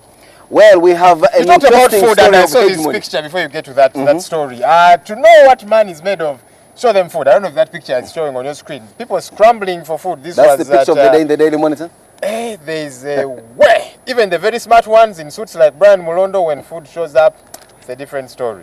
If Uganda doesn't want our aid, we will give it to another country, says the U.S. envoy to Uganda. These guys, for some reason, they keep sounding preposterous. Yeah. One day they say we are going to cut aid, and then we say, okay, keep your aid, we'll try and survive. Now they come out and say, if you don't want our aid, we'll take it elsewhere. So and someone posted. If I hadn't done 5 years in diplomatic service, I would have shown this man the middle finger for saying this. Thank God you did but it. Please do thank not. God I have been involved in diplomatic service. I will cut this American envoy some slack and say thank you very much indeed. Kindly take your aid elsewhere where they need it more than we do, and you can propagate your ideas. That is a story playing out in the Daily Monitor this morning. The U.S. needs Uganda more than we need it. That's arguable, but we all live in an ecosystem where we interdepend on each other. So for anyone to have that exaggerated sense of self-worth of thinking, whoa, well, there's a story told of a regional leader here who called an American ambassador in that country who was fomenting such talk in the press. And this regional leader called this American ambassador and asked him, he said, "Excuse me, Mr. Ambassador, does the USA have an embassy in London?" He said, "Yes, of course." "Does it have one in Canberra?" He said, "Yes, of course." "Do you have an embassy in Moscow?" He said, "Yes, of course." "Do they have ambassadors there?" "What are you asking about?" "Mr. President, they have ambassadors everywhere." The president asked him, said, "Mr. Ambassador, have you ever asked yourself why you are the ambassador to this small little capital and not the one in Moscow? That should tell you how highly your capital holds you." Well, there we are. Talo Let's Go of 41 staff is a story playing out, and that should be a point of concern that our otherwise seen as magic bullet with regard to employment and creating opportunities for everyone, that's the oil and gas industry, is beginning to come out with such stories of people let down. But there is an explanation for that, as the Daily Monitor explains deeper into this story. Right. The Daily Monitor is explaining the Anti-Homosexuality Act, and I think this needs to come out a lot. The media has been bashed for in many ways, being the result of people misconstruing the anti-pornography law and then the anti-homosexuality law. I think people need to know. Hopefully they will read, because many times when you get the papers, we read through, you know, the one thing we can cut slack about Ugandans is they may not read anything else, but at least they flip through the newspapers. So who knows? They could catch this. Could be days down the road, certainly not today, but certainly they will pick it up. And they're very sharp. Nowadays, I'm told 10 of them can read a paper, each of them paying 100 shillings. Quite sharp. I think that ended. Now that's why you find staples. Every. Well, you remember him. He contested for the mayorship of Kampala, capital city. Pastor Peter Sematimba, a proprietor of a radio station in this town. Yes, he's involved in some wrangle over property. It's playing out in the Daily Monitor for you. And the question is, why, how, where? You can only get an answer to all this when you get yourself a copy of the Daily Monitor. But what's for sure is he was evicted from a hotel somewhere in Muyenga, which he had taken possession of, that doesn't seem to belong to him. Some people thought this man would bow out of politics after losing, like he did, the mayoral race. But he's been doing one or two charities here and there. Of course, he's saying, no, I'm just being the good man that I am, helping people. But on the other hand, you're thinking we have seen enough politicians who do things not necessarily for themselves, you know, for the general good. They say, you know, these things I do, the money I earn for you. And we gullible people believe them a great deal, unfortunately. The interesting opinions that feature in the Daily Monitor, we have your usual Thursday columnist Daniel Kanachi telling you with some piece of advice. You want to own a house in Uganda? Don't wait for national housing or government help. These things of saying Taba government to Yambe, no. Move in and do it yourself. There's interesting stories from the central region and the western part of the country, all in the Daily Monitor this morning. Yes, it's a Thursday, lovey-dovey day for the Daily Monitor. Your usual heart-to-heart pull-out is in there. You can read some interesting love stories, and one of them is, the headline story is, our marriage was arranged. Have you been involved in an arranged marriage? I never looked for a wife. My family found me one. Said maybe it's time we go back to those years where families arrange and prepare, because then it saves a lot of this. A lot of what? 2-week-old marriages. 2-week-old marriages. Are they actually as a result of people doing it on their own? Yes. They meet in a club and get married. You met your wife on your own and you're thriving. A story here that's in the red paper. Has annoyed me actually. Remember yesterday they said too much anger leads to heart attack, but anyway. Yeah. Oh, well, this is understandable. Reverend Joy of the Lord's Propeller Redemption Church in Nairobi reportedly advised female worshippers against wearing any undergarments to the church. What nonsense is this? And well, there you are. The other people are eating grass. I don't know. They want to go to heaven. Other people eat sand. But that also tells you the level of desperation amongst people in seeking divine intervention. For those of you who love your cars, your My Car magazine, or pull out, should I say, in the Daily Monitor, is right in there. Get to find out why you don't like fastening up. Yet you need to buckle up to prevent accidents. In the sports sections of the Daily Monitor, quite very interesting sports news with regard to kickboxing. Golola seems to be on his way back. And yes, the usual Mugula 2 also playing out here. So Mugula, Motormouth, and Golola, another Motormouth, seem to be out to silence each other. Who will carry the day? He will beat him and take his wife. Golola said he's the only man that can climb Mountain Dew. That guy has a antics problem. would never come to an end, but get yourself a copy of the Daily Monitor and the red paper and get to find out what exactly is trending in the world of news this morning. Let's take a short break. When we return, it's the big story playing out within the NRM. Do you have a Secretary General in Mama Mbabazi, or do you have a titular Secretary General akin to the so-called titular mayor of Kampala? We'll be right back.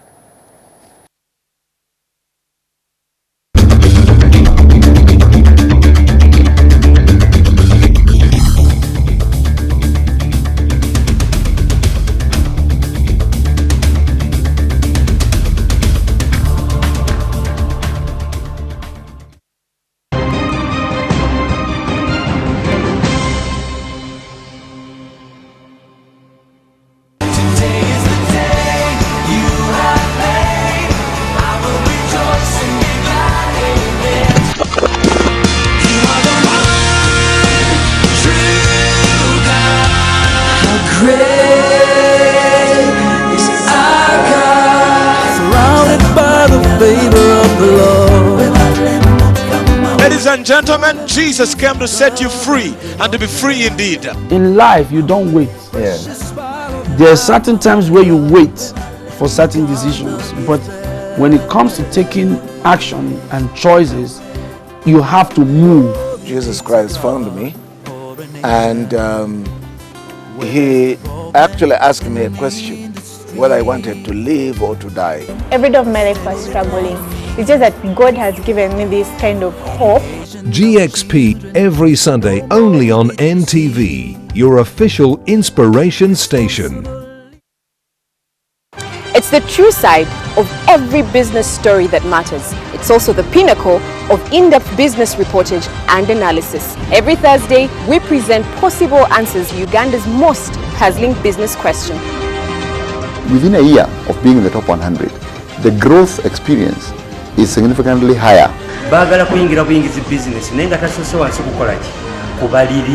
Covering markets, the economy, policy, finance, and yes, how to make and save money. Know your money, know how it works. This is Money Matters, every Thursday, 8:30 p.m.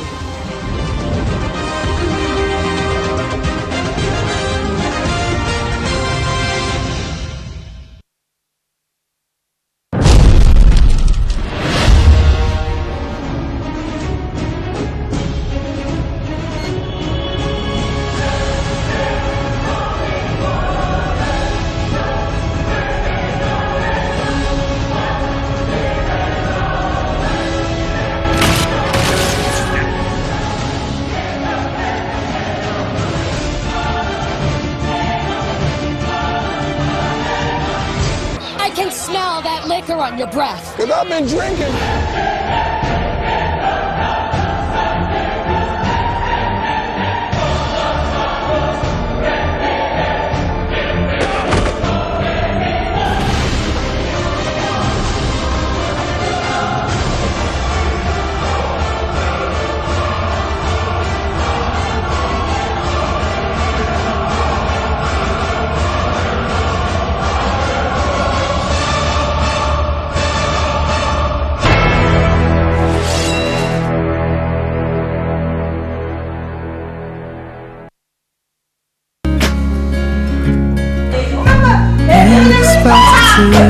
Let me tell you one thing, Will you shut your lips?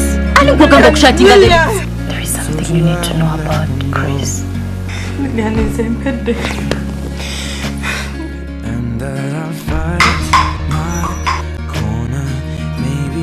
I don't want him. Anyone near my baby. I don't want to see him. You know what? Just save it. Save it. Stop it. That's what happened. Doctor, I don't get what you're saying. This woman is trouble. She's going to ruin my everything. I can't even trust myself around her. Remember who the boss is here. How can I forget? She's running after a married man and she's making me do all her dirty work. I can't see you. Oh, give me love, mama, give me love. Give me love like never before. 'Cause lately I've been craving more.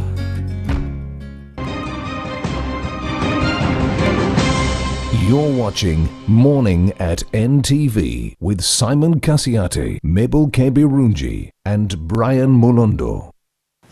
Thank you for watching us this Thursday morning. We now return to the Kampala Serena Hotel rooftop to Simon with the big story.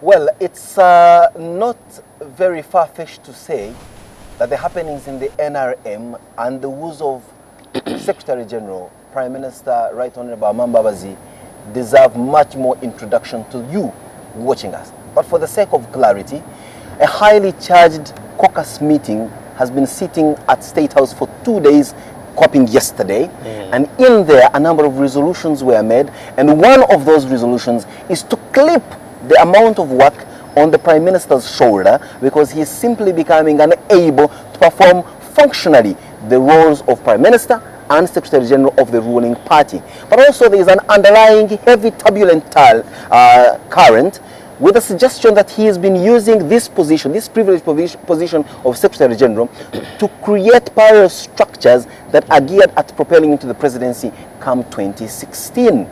And to that effect, as of last night, it was announced that the minister without portfolio, the Honorable Richard Todwong, a young man, member of parliament for Newark County, will act as Secretary General, taking on the bulk of the functions the Prime Minister has been holding at the same time as Secretary General. Now, to discuss this developing story, I had to bring one of the players, the key players in this developing story. And yes, as always, NTV will bring you the people that are in the mix right at the center. Honorable Richard Todwong, good morning and welcome to the big story on NTV's morning show. Thank you. Good morning, Simon, and good morning, viewers. You sound fired up and, of course, extremely excited. Just how much has been put on your shoulder?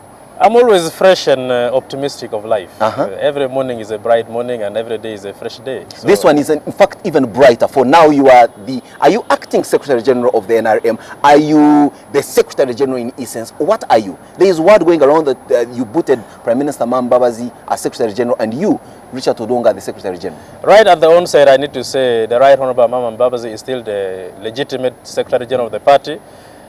The caucus did not have the mandate to boot him out, and indeed it did not boot him out. What the caucus did was to request me to augment his effort as the Secretary General so that the party secretariat gets to the people and functions.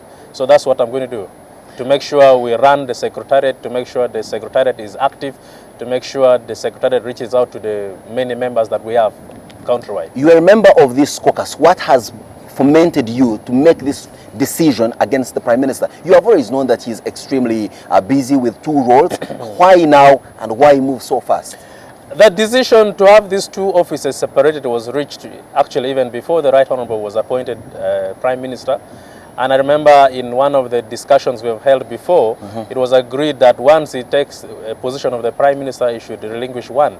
And yes, the caucus meeting at NTV was a follow-up of what took place in Chankwanzi, because issues of the party were raised, and so we decided that we couldn't finish because the agenda at Chankwanzi were so packed that could not give us room to discuss what the party should be like or should start organizing. Let's drop the diplomacy here, Richard. Is Prime Minister Mbabazi, in your view, and you as a caucus have drummed on this very, very fervently, is he building a power base to contest for the presidency in 2016? There were reports to that effect that he denied, and he said he's not aware of what was going on. And you as Richard, do you believe these reports? Well, I take his words. I don't have to believe in anything that he has not said. Well, no, there are people saying he's vying for the presidency. He's saying he is not. Who of these do you believe? Who are you more inclined to believe? Of course, any politician has the right to think positively about life and to move a step higher than where he is. So in case he was thinking, he's not wrong to have thought about it anyway. So he shouldn't even be victimized that he had thought about it, if he had ever thought about it. But he said he had never thought about it and he had never done anything in that regard, and so he's not aware of what was going on, and so he's being accused for something he had not done. How much functionality have they given you as the acting-ish Secretary General of the NRM? What are you doing that he should be doing?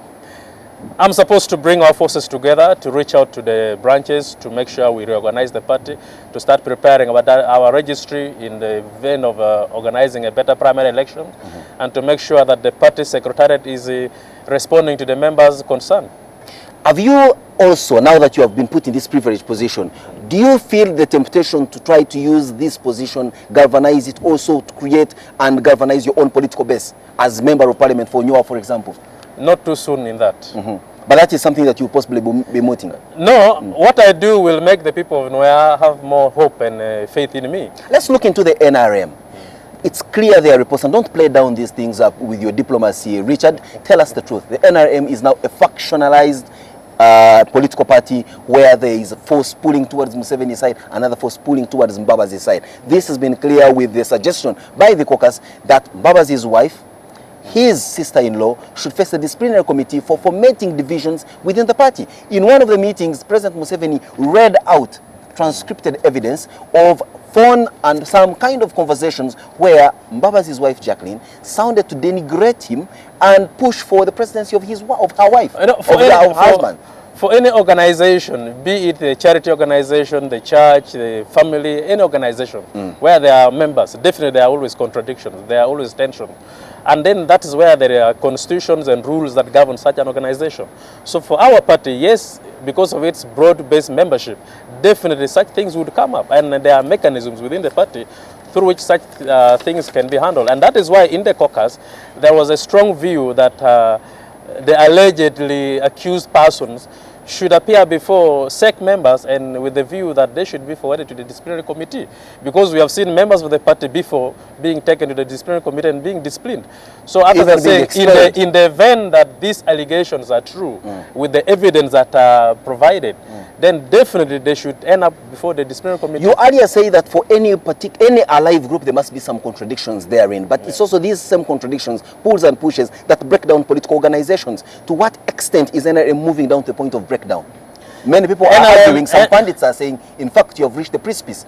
From the foundation of the party, from the origin, from the genesis of NRM, there has always been contradictions, that members have always jumped out of the party. It's a bus, that's why our symbol is the bus. When you reach your stage, you jump out. So if you have reached your stage, even before you reach your stage, you are kicked out. No, you can't be kicked out when the bus is moving. You have to wait, that's what you're saying. Wait for the bus to stop and you jump out. Don't wait to be kicked out while it's moving. We don't want anybody to get an accident on the way, because the bus is moving so fast, so you don't have Young people who have seen the face of NRM to be something different from what you present this morning, old grey-haired gentlemen and old women, look at you as a beacon of hope. But when you come up with resolutions like one of them that you came out with in the caucus meeting yesterday at State House and say, look, for anyone to vie for the Secretary General of this party must be 45 years and above. To what extent do you think, doesn't it bother you that you are... No, that was a... Doesn't it bother you that you're disappointing young people who looked at you as leaders of today and not leaders of tomorrow? That was a proposal that it shouldn't, that such a person should not be above 49 years old. And so such a person should not be below 30 years old. That means the person should be young enough to move around Uganda and old enough and matured in the mind to understand the dynamics of the country and the dynamics in the party and how to handle people. Wait a minute, you said you cannot be Secretary General if you're above 45. It was a proposal. No. You need to be a young person, in short. The short and long of it is you have to be a young 75-year people who feel they are young and boisterous. And yes, you can be young, but Simon, between you and me, I've been the minister in charge of political mobilization in this country for the last, now coming to 2 years, okay? In a week, I can do about 3,000 kilometers. And if you are an old person, actually, I remember 1 week, there was a time that my car broke down, my driver was tired, my escort could not even move. I was the only standing person because your driver is older than you, your escort is older than you, your car is possibly slightly younger than you, yeah? So they were all exhausted.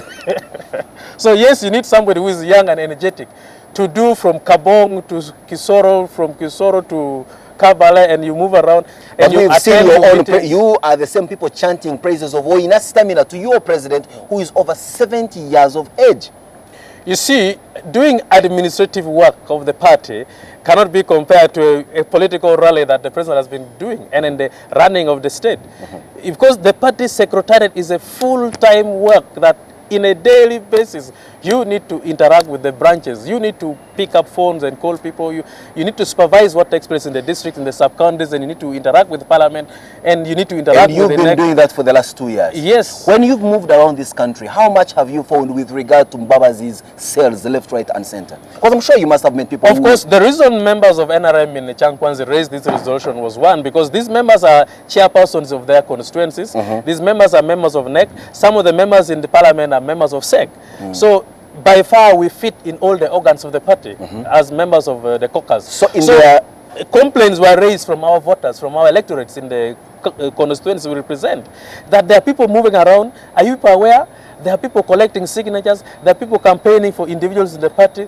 Names were mentioned. E.g. Of course, they are saying people are campaigning for the Right Honorable Mama Mbabazi to be the next president. People are campaigning for the Right Honorable Speaker of Parliament, Kadaga, to be the next president. People are campaigning for Bukenya to be the next. So all these were running around the constituencies. And yet within the party, we know we are midterm, our mandate. And so, being what we are and being chairperson of the constituency, we said, no, we don't need to stampede our leadership. We don't need to stampede the party. Time will come when anybody who is interested within this sector will have to offer himself. But then why do you then sit as a caucus and ring-fence this position to have a sole candidate midway your term?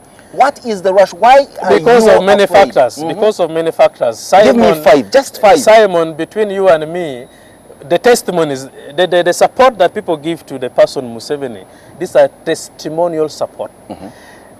Based on the history of Uganda, based on the current situation of Uganda, and based on the prediction that we have, the projection of the future of Uganda. Believe me, you and me, today, if there is no Museveni, I don't believe if Uganda can hold together the way it's holding. I don't believe if... Say that again? If there is no Museveni, as of now, without properly calculating a transition that we are being stampeded in, if, look, Uganda wouldn't hold together? Look, come on, hold on. Listen. By coming of these names, just to campaign, the media has picked up the story, the social media is running the story, electronic media, everywhere. It's a big debate already, okay? That tells you Ugandans are really so yearning for change.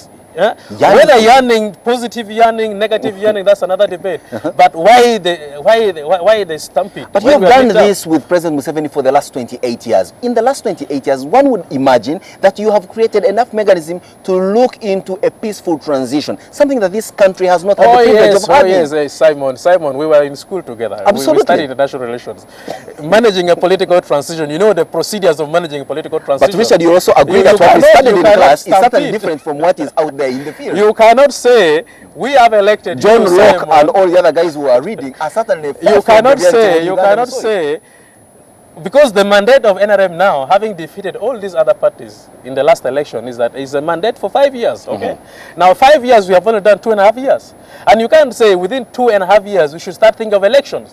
The president told us in these meetings we have been having that he doesn't have any problem with anybody coming to compete against him. We don't even have that problem. The issue is, when should we allow competition to start?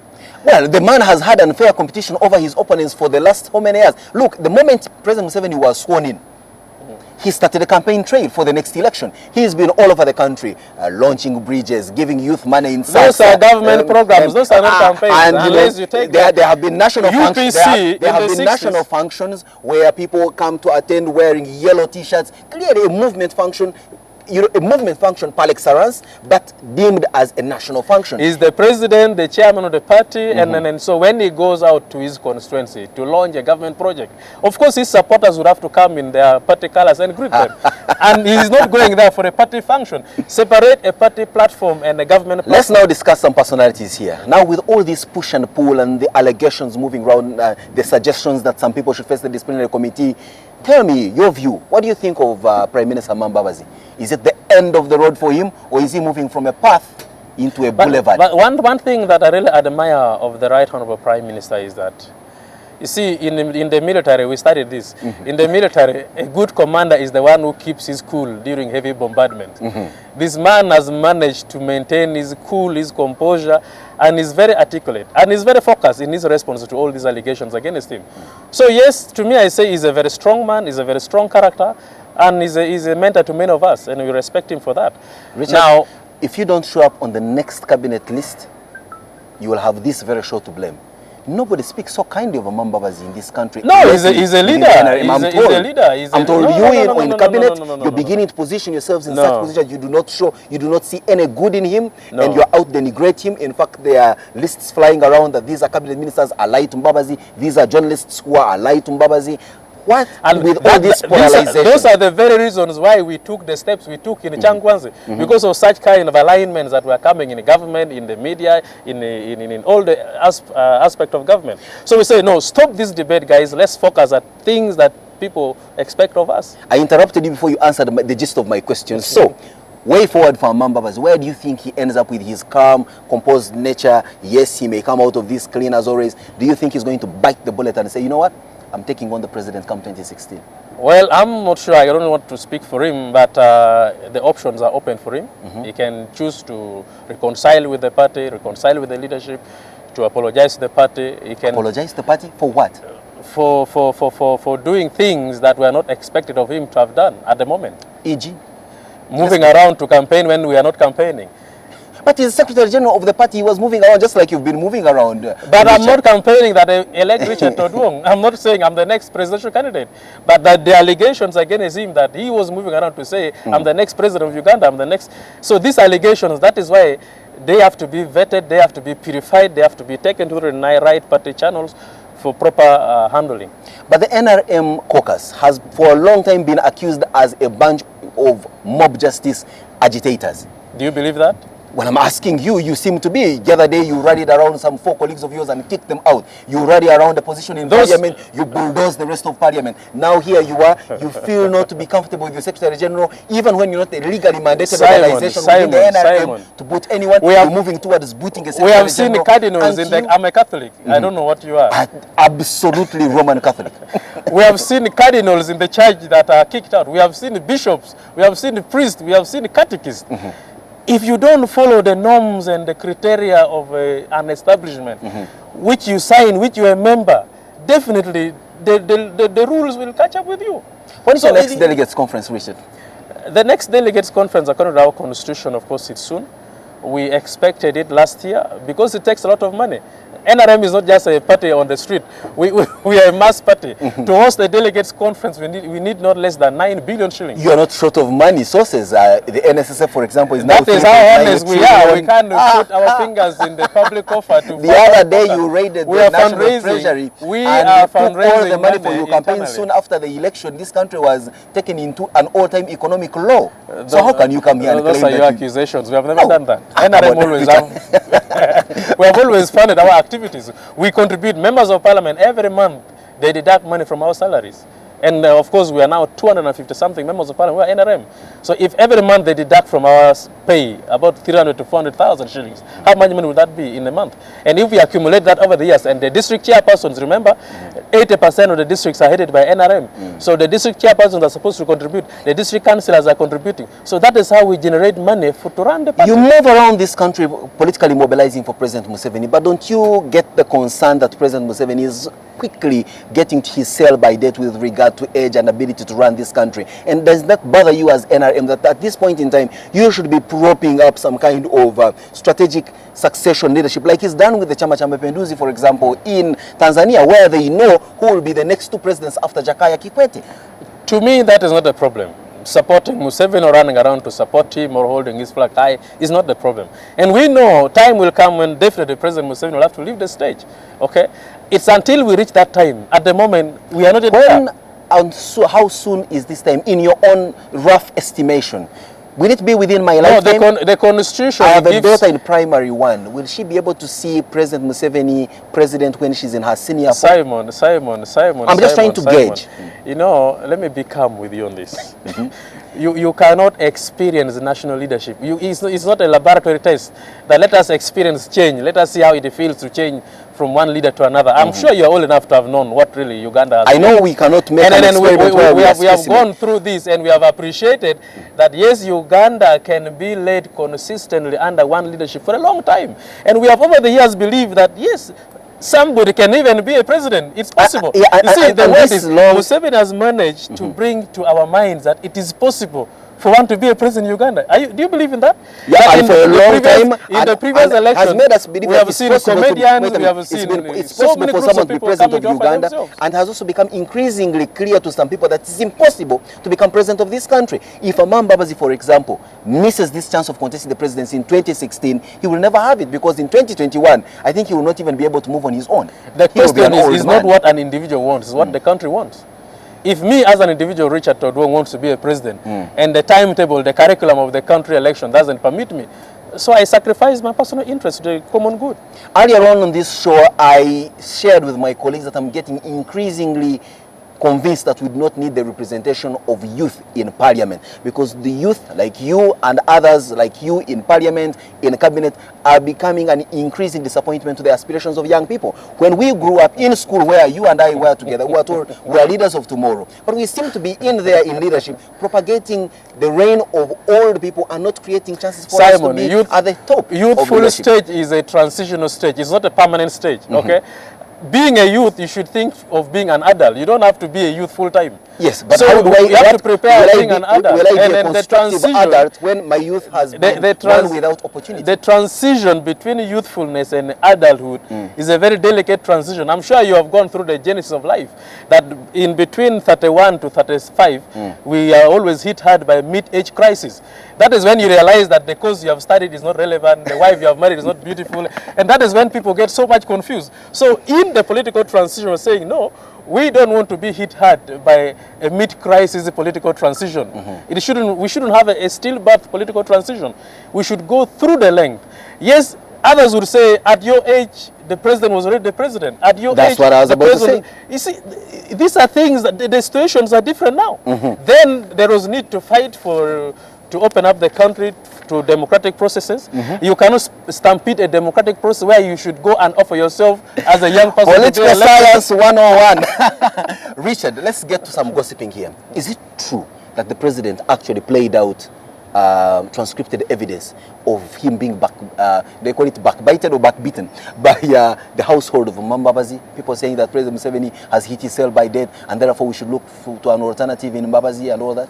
Of course, the president being the commander-in-chief and the fountain of honor, he has a lot of series of avenues of collecting information. And one of them is tapping the prime minister's phone, right?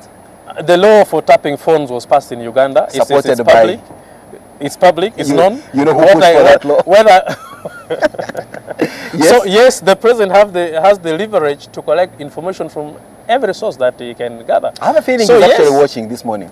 So yes, it would be very good that he's watching, because then he would hear what we are discussing. So he picked this transcripted evidence and hit you. Was it very surprising to you that you could hear people speak like this? No, all these things that the president talked about were things that were raised in Changwanzi, were things that were raised in the caucus.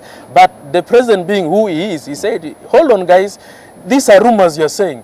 For me, as the president, you know, this power, this chair that I sit on is a very sensitive chair. I don't need to rule or lead by emotions or by rumors. Let me cross-check and confirm what you're saying.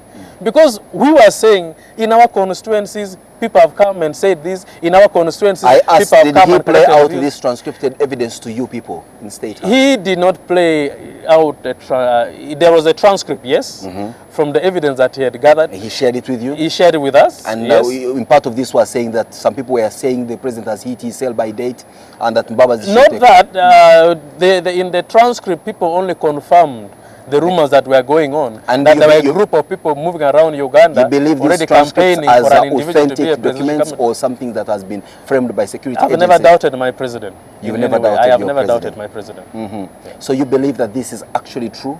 Oh yes, I do believe. And what do you think are the ramifications of this? We have a cabinet. That is why the caucus recommended that whatever evidence that has been gathered should be taken to the disciplinary committee of the party. The disciplinary committee of the party should summon this. By the way, all these members are leaders of the party. That's what I'm saying, and yes. Senior leaders, they should lead by example, okay? That they should be summoned and defend themselves. Let's get our final take on this issue and look into the politics of NRM vis-a-vis the other political parties. Richard is now Secretary General of the NRM and someone who's moving around. And I do not want you to start chest stamping here, but tell me in honest truth, where does the biggest challenge to President Museveni's hold on power lie? Is it with the FDC? Is it with the UPC? Is it with the coalition of political parties? Is it with the international community that is now cutting aid and running roughshod, including an American president telling us they will take their aid wherever they want to take it if Uganda doesn't want it? Or is the biggest challenge to President Museveni within the NRM? Before I reach the challenge, let me tell you the strength of President Museveni. That one we know. You know that now you tell us about that can make us derive a better challenge. Of course, we are not challenged in any way by what is happening in the party, by what is happening in the opposition, because we know we are not competing with any of them. Because, oh yes, NRM... You have made it impossible for them to We are not competing with any of them because they are not our competitors. By far, they cannot match what NRM is. DP cannot match NRM. DP is like a car parked in the yard without tires. UPC cannot match because... No, but there goes your cousin. Because he's my friend. Honestly, Honorable Mao knows what I'm saying. UPC is a car being driven by a license which is expired, it's off-road. DP is full of, not DP, FDC. You can't even trace the direction of the car moving. So we are saying we are not competing with such a group. NRM is competing against poverty, illiteracy, backwardness, challenges, underdevelopment. And that is why in our budget, we pride ourselves that we are now funding our budget to a tune of 7-8%. And someone will look you in the face and say, if poverty is your competition, that if is it. Disease is your competition, it is seriously winning. And no. The rate of poverty, the percentage, I don't know whether you've seen the last statistics. Currently, are you confident you win the next election? Almost 48% of Ugandans were poor by the time NRM, about 60% of Ugandans were below poverty. Now that you've ring-fenced who is going to be your flag bearer, so we can expect the presidency of President Museveni 2016-2021, right? Let me tell you, why we still support President Museveni is to redirect, to rechannel the country, to think of what should be done in Uganda, not who. The question is, what should be done? What do Ugandans need? The not what who. Is hinged on who. Let's not miss our word. That is why the what that could have been done in this and country. And that is why, Simon, I was a member of the Constitutional Review Commission, okay? When we opened up Uganda to a multi-party political dispensation, we knew that the political competition will be on group merit. It's not on individual merit. And the group should define the question of what. And that what comes in the manifesto of the group. There we have it. Interesting big story this morning. Richard Todwong, who is a bit of an acting Secretary General, but well, Secretary General of the NRM, taking on somewhere there, he is not very sure exactly where he lies, sharing with us an insight into the developments within the NRM this morning. Let's take a short break. When we return, it's Simon Says.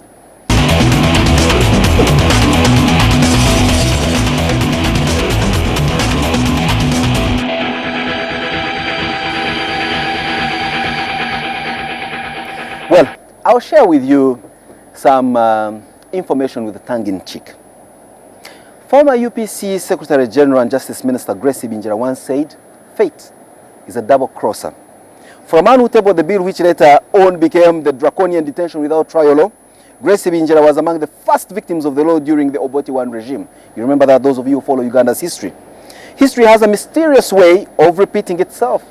Prime Minister Right Honorable Mamba Mbabazi, who chaired the party disciplinary committee that expelled 4 members, that's 4 rebel members of parliament, not so long ago, will now appear before the same disciplinary committee. Mbabazi, who is also the ruling party Secretary General, is faced the disciplinary committee of the NRM. He is accused of using the privileged position of Secretary General to build a power base using party structures ahead of the 2016 general election. Now, this decision was reached at this caucus that I and Honorable Todwong have discussed about at State House, where Mbabazi's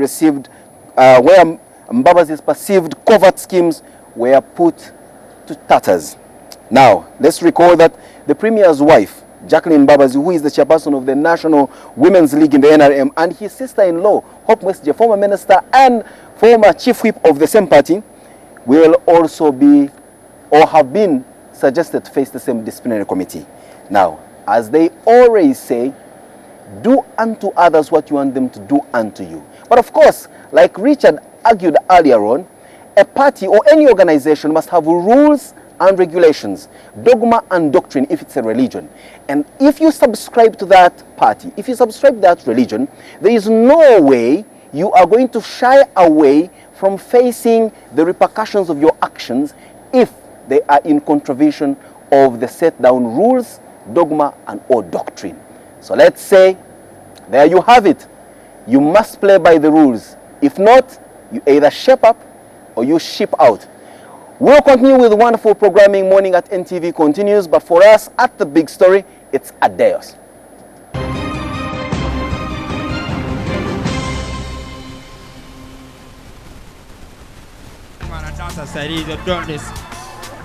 Aro, give me 5 stress, 3 gonorrhea. Kale muli wano, you think you've brought campasas? Omwana yena sobolo gamba super deep. Simiaka jafe. I'm like, I like my swag too. So what about it? Then she was like, I also like your accent. That village accent. Now. Okay, why didn't you when you got political tayaka no muzanga nakajawa. Katina kambuza. Mukabete, why are you crying? Nikagamba basajengeri je bafurumiza mu lukwago. I think I'm Big Mitch. Larry Hoover. Put that in Kiprotichi's accent. I think I'm Big Mitch. Larry Hoover.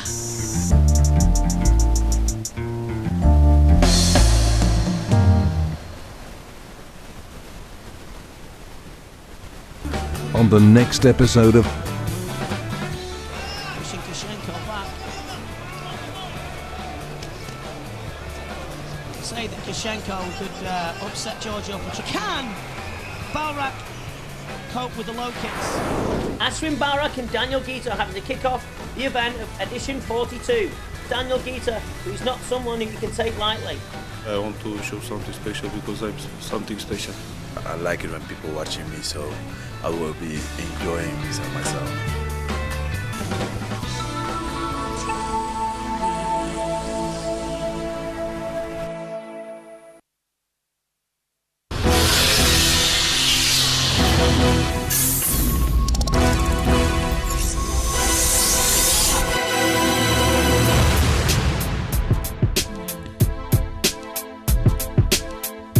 Follow the beat, follow the beat, follow the beat, follow the beat.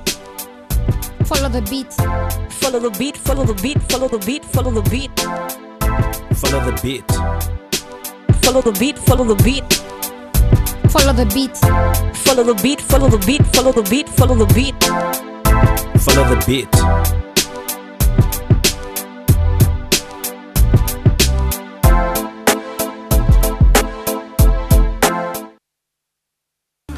on the next episode of Destiny River. Ah, and he rides so well. You look alike. He's taken your posture. She's dead.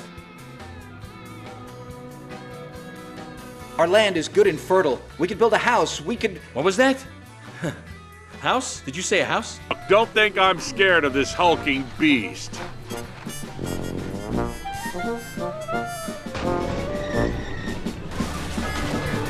Destiny River.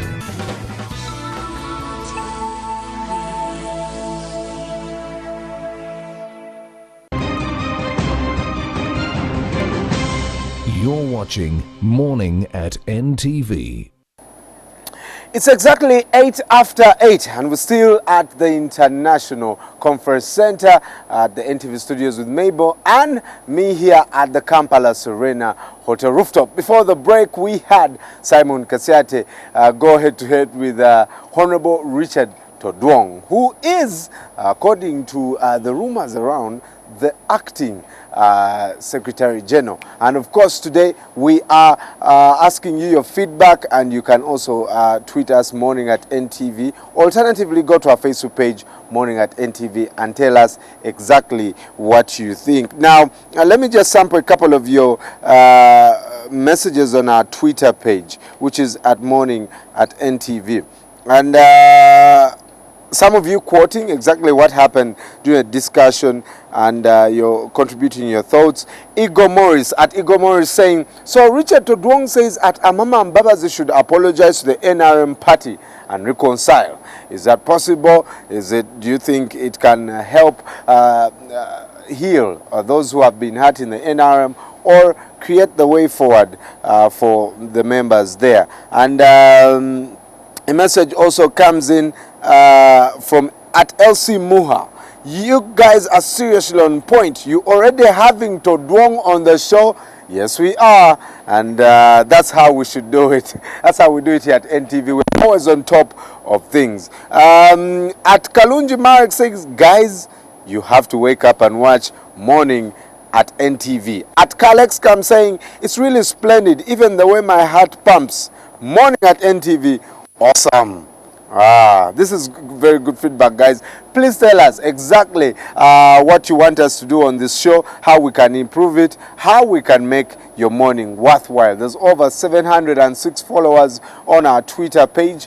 Oh, would love to get more. Let's push it up to 1,000 people by the end of the month. Well, if you're leaving your office, stuck in your office, stuck at home, late for a meeting, here's an update of some of the roads that you can avoid or take in the traffic report. Good morning.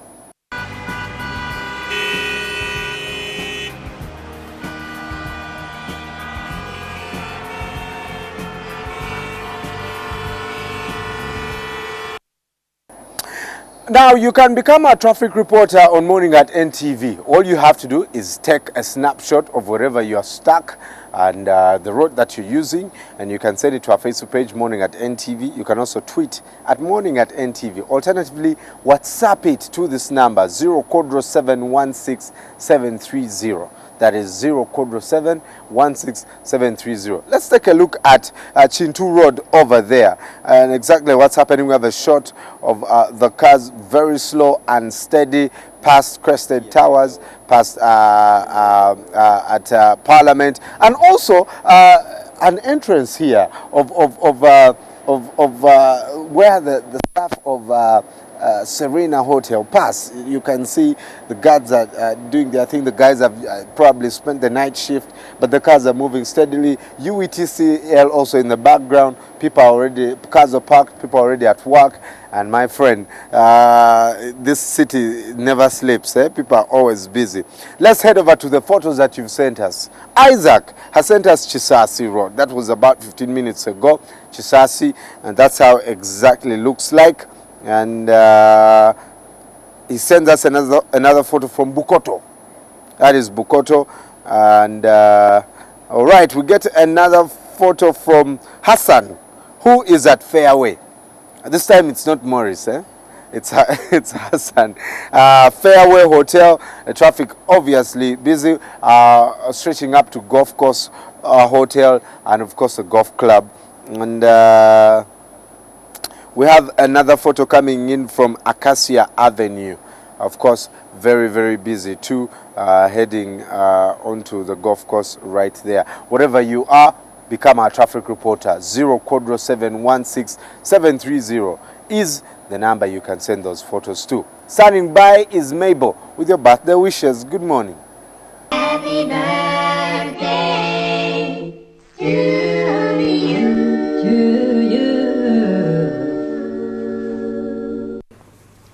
Birthday time here, Morning at NTV, and today we celebrate with Vivian Namtevi, who was born in 1985. Happy birthday, Vivian.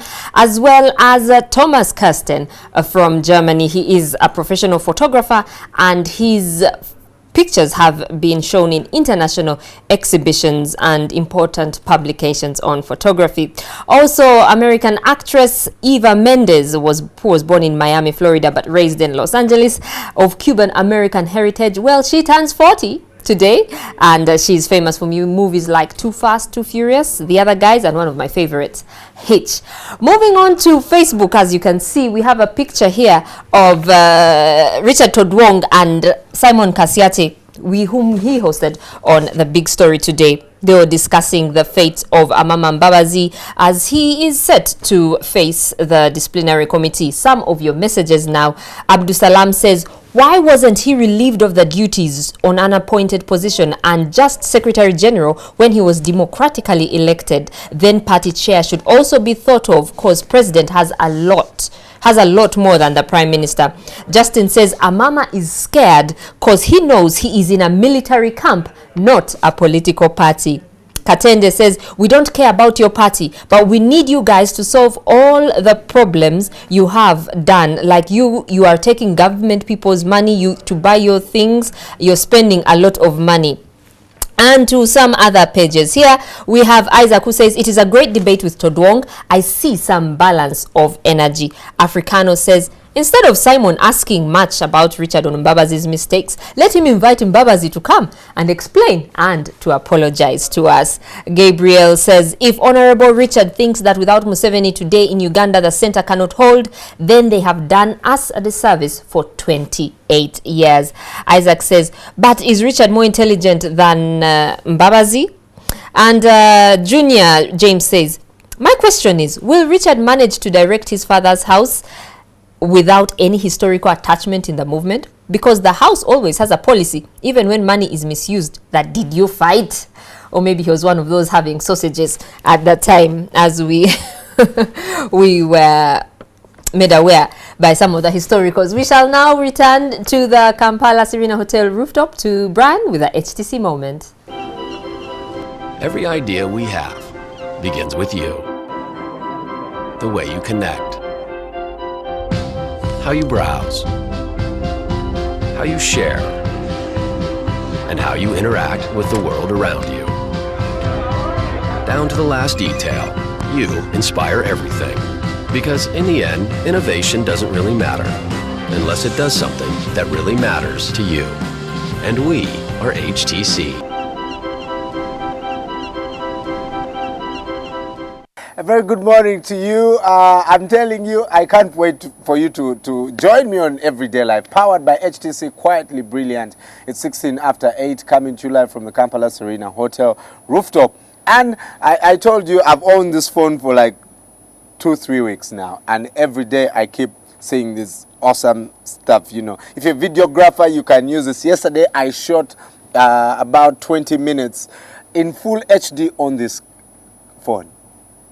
So guys, you know what I'm talking about. Now, something that also amazed me when I was going back home, this phone can tell how long and where you should pass. It's like a navigator of sorts. Really? Yes, it can show you where you pass. I was going home, I had to pass, I was going to Bukoto actually, and it showed me that Acacia Avenue was fine to pass. And it told me that in about 5 minutes, I should be in Kamocha. Isn't this awesome? Now, tomorrow I'm going to have a graphic, thing animated for you, and you can see this. But it's really beautiful. This is the HTC One Max, and you can grab it at the HTC Hub at Forest Mall. We are also giving out the HTC Desire 300. And some of you have been asking, how do we win? What's the criteria of winning? Well, 4 simple questions that you can answer and send your name and those answers in the correct order to 6565. So let's take a look at some of these questions, and you can be a part of the competition. On Friday, we'll be giving out 3 phones courtesy of HTC. The first question, are you ready? Are you ready? Awesome.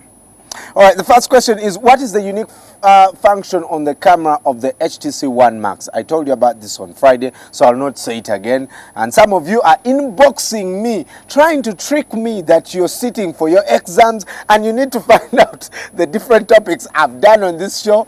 Hell no, I will not share it with any of you.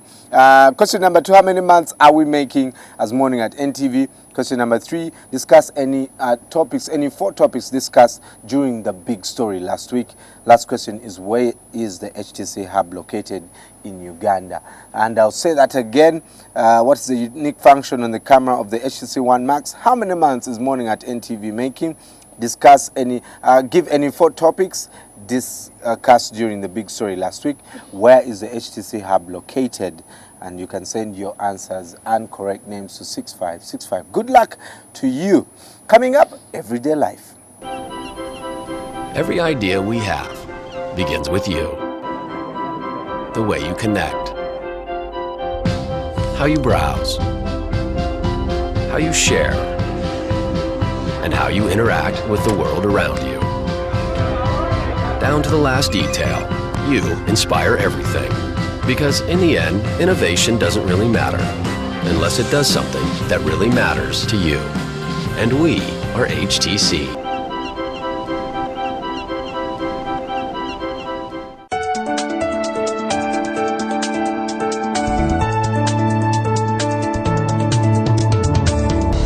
Everyday Life is brought to you by... And we are HTC.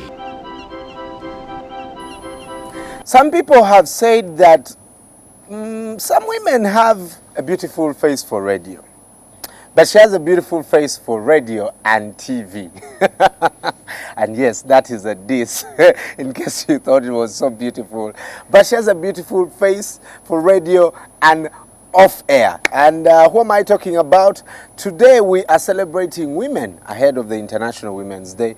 And this is one of the ladies that has exhibited awesome balance between her work, her family, and her passion. And we'll be talking also about her desire about fashion. Certain little bird told me that she's also a fashion designer. And today we're going to look at how women can ably balance work and their family, because the world is becoming more competitive and women are becoming more influential. But how do you strike a balance so that you don't lose any of them? Today on Everyday Life, I'll be talking to one of the most beautiful women in media, a woman that I want to work with, but someone is stopping this. And I'll talk about that later.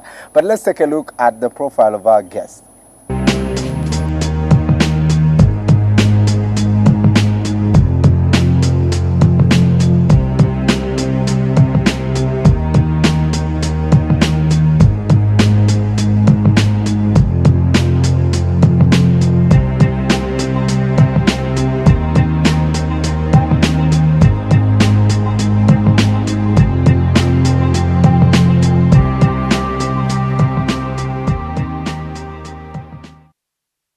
Crystal Newman Kavulu. Someone just calling you Kavulu earlier and you're like, what? Not often someone calls me Kavulu. When people At least call there's a me Muchala or Mrs. beforehand, so I'm prepared. Yeah. But when they just go for it, Kavulu. I was like, hey, yeah, that's me. When someone calls me Mulonda, I'm like, who? Exactly. What? Well, welcome to the show. Thank you very much. As beautiful as usual. Okay, thank you. Yeah? I hope you don't become like Beyonce, who's now gotten I think a butterfly named after her and a word in the dictionary. Someone may call you as beautiful as Crystal. Welcome. Thank you for coming. Thank you very much for having me. Your journey has been long. You've been in the media for a very long time. How did it all start? Well, it all started when I was on campus. I happened to be friends with some of the guys who were hosting on Sanyu FM at the time. And we went on air as a prank. So me and two of my friends pretended to be a girl group from the UK. And we put on accents. A band. Yes. And we put on accents, made up a name. We just had a blast. And then I was called back. I was called back for, for voice test. And I ended up going on air. Wow. Yes. What do your friends think? Didn't they think? They're kind of like, how come they called you and they didn't call us? That's not fair. Yeah, I would think the same too. Yeah. And did you call yourselves Charlie's Angels? Not Charlie's Angels. I don't even remember what we called ourselves. Right. But it was amazing. We were pretending to be from the UK, but one of us had a Jamaican accent, the other had a British accent, and the other had an American accent. I'm sure people must have been American. like, no, I was Jamaican. I was the Brit. You're the Brit. I was the proper Good morning, Brit. Krista. Good morning. And how are you today? Like a cup of tea? Yes, please, just love. A bottle of water. All right, we'll get into that later. Crystal, so how long have you been with Sanyu then? I've been with Sanyu for 14 years now. Wow. It should be 14 years, yes. That's a long time. That's a very long time. I used to listen to you when I was, very young. You have been able to balance this, work. It's a hectic job. I've been on radio now for like 3 years, and it's already hectic for me. And it's not easy. And it's not easy. People think it's easy. Yeah, you get on that mic and you're blank and you don't even know what to say. And then you kind of say something dumb and people are like, what the hell? And you have to be slightly mad because you're pretty much talking to yourself most of the time. Yeah. If you don't have a co-host. Yeah. So there's a little bit of madness in there as well, which is good. I feel it sometimes on the weekend when you're kind of... When I'm happy. Yeah. Oh my gosh, and I'm like, I'm show. sure she's alone in the studio. How have you been able to do this? You're a mother, you are a career woman, you're a fashion designer, you're a TV presenter, you're an MC. You do almost everything. How are you able to do this? Well, I think it's a matter of, I've been very lucky. I have to say, I've been very lucky, I've been very blessed that my hours have been flexible over the years. Okay. And I've had a great support system, right from my mom to my husband now. If there's something I want to do, even when I doubt myself and I'm like, I'm not sure, my husband will say, try it out, go for it. We'll still be here. There's even a time he said, if you need to travel, you can go. Your family, we will be here, we'll wait for you. So he's always given me that kind of platform and that kind of encouragement. So I think having that kind of support system to even boost your confidence is very important. And then I've just somehow found a way to be able to prioritize. Sometimes you find that home will cross into work and work will cross into home, but you have to find a way. When you're at home, you're at home. When it's family, it's family. When you're at work, you're at work. And you try to do the best you can in whatever it is you do, so you end up doing a pretty good job. How do you even separate that? You know, when you're at home, you're at home. Most of the time, for example, this show is very hectic.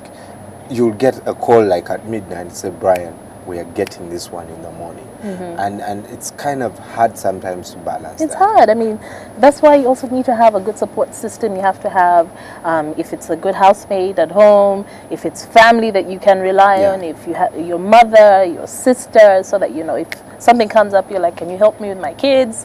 It's very, very important. You can't alienate yourself. Right. Yes. Let's talk about the rise of the urban woman over the past couple of years. Has that also changed the way women kind of multitask, doing all this and this? Is that because now you have to, because you find that as women, there's so many things you have to do. Even if you're married, even if you have a family, you still are the one to remember every nitty-gritty detail. Right. So the most important thing is also to really delegate. You need to make sure that you know, you have your lists. I swear by lists, by the way. Otherwise, half the time you walk out of the supermarket and you look in the bags and you're like, what did I buy? So you have to have lists for everything you do, and then you have to delegate. So you have to ask, so-and-so is in charge of this, make sure you do that, make sure you do that. It's a constant juggling act. And you have to, I mean, as you said, the urban woman, you have to work, you have to, you know, look after your family, you have to think about school, you have to think about homework at the end of the day, you have to look good as well, you have to make the time to go to the salon, you know, to look after yourself. So it's a constant juggling act. So it's really about delegating and multitasking, as you said, and prioritizing as well. Well, if you're just joining us, I'm hanging out with Angela Christo Newman Kavulu. Where's the Newman from? Because the first time I had this, I'm like, we have a Muzungu on our airwaves. Newman is my dad's name. Can I just say, my dad is Ugandan through and through. He's a Munyankole. Really? Yes. Where's the Newman coming from? Well, that's his name. His father named him Newman. Yes, after a Catholic priest, I think, or something. So, but it is actually his name. My mother, on the other hand, has the mixed blood.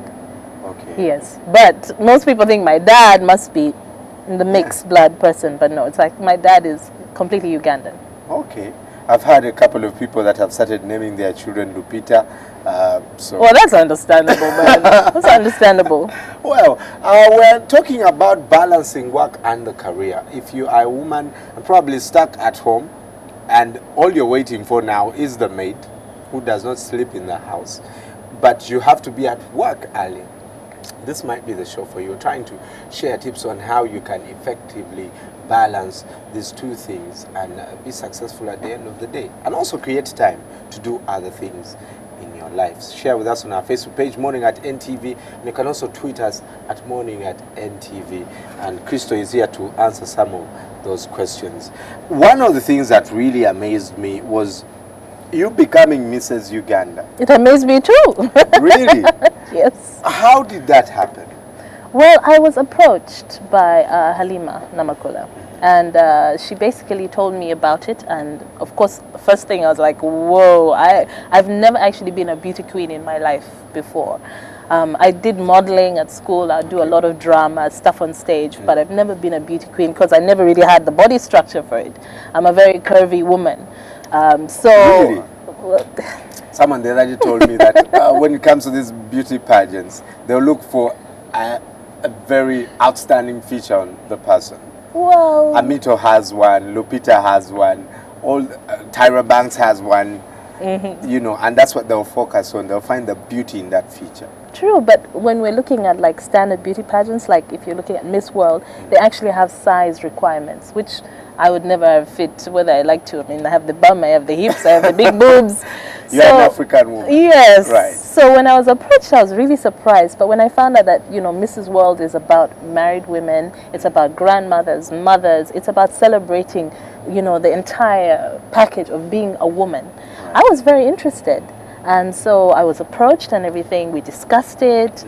Of course, I wanted to know what was expected of me. I felt it was a very serious platform. I took it seriously because you're representing your country. Yeah, so it's now far beyond the swimming costume and all these evening dresses. That's huge. Exactly, because people want to know. You're given a few minutes in the interview, and you have to talk about yourself. You have to talk about your country. You have to talk about what your values are. You know what's important to you, and it's all a reflection of where you come from. Right. So I thought about all that, and then I agreed to represent Uganda as Mrs. Uganda. Right. And I'm still Mrs. Uganda because we did not get another Mrs. Uganda for last year, someone to succeed me. So. Right. You went for the Mrs. World. Yes, I did in 2011 in Florida. Right. Yes. What was the expectation when you got there? When I got there, I mean, I had a slight brief, but I think it was a reality check for me. Because when we got there, we had rehearsals. For example, I'll give you the best example. We have rehearsals for the final night. You do a group number.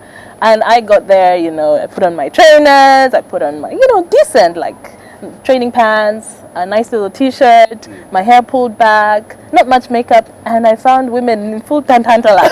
As in, I was like, did you get up at 5 o'clock in the morning to do your hair and your makeup? So it's a very different thing. So I had to adjust as well and adapt.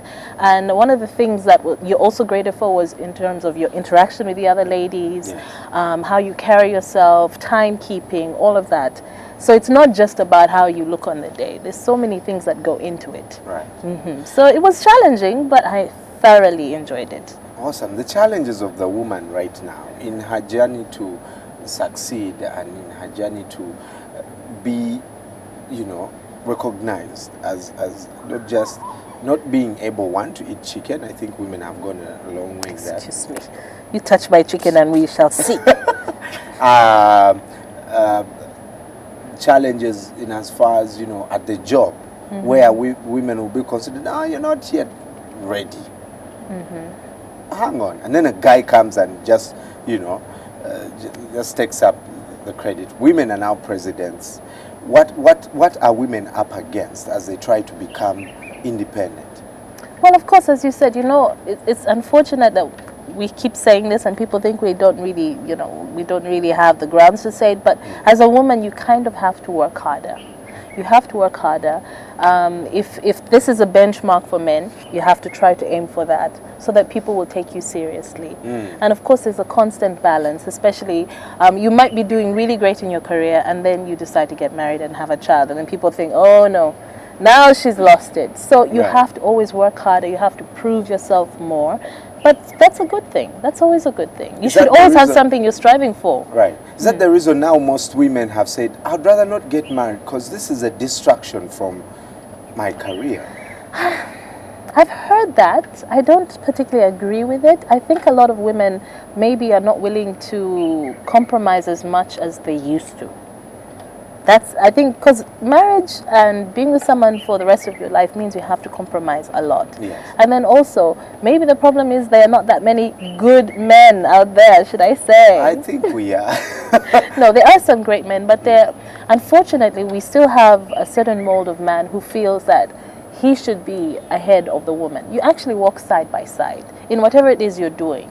And I believe that, you know, you're together, it's not a race, but you're together in this journey of life. Sometimes you might move a few steps ahead, sometimes you might move a few steps behind, but always side by side. But there are some men who feel that their woman has to be behind them all the time. You have men demanding that, quit your job, I want you to stay at home. And that's very difficult, especially for the way that the modern woman is brought up. You are brought up to achieve, to, you know, to reach for your full potential. You get an education, you want to use your brain. It's not really fair if someone feels that all that is relevant just because of a ring on the finger. Yes. So maybe that's what some women find is very difficult. You know, I've always told my you know, colleagues of mine that if for one reason my wife gets up and tells me I don't want to work anymore, I will be very freaked out. Because I don't think I can live with a person like that.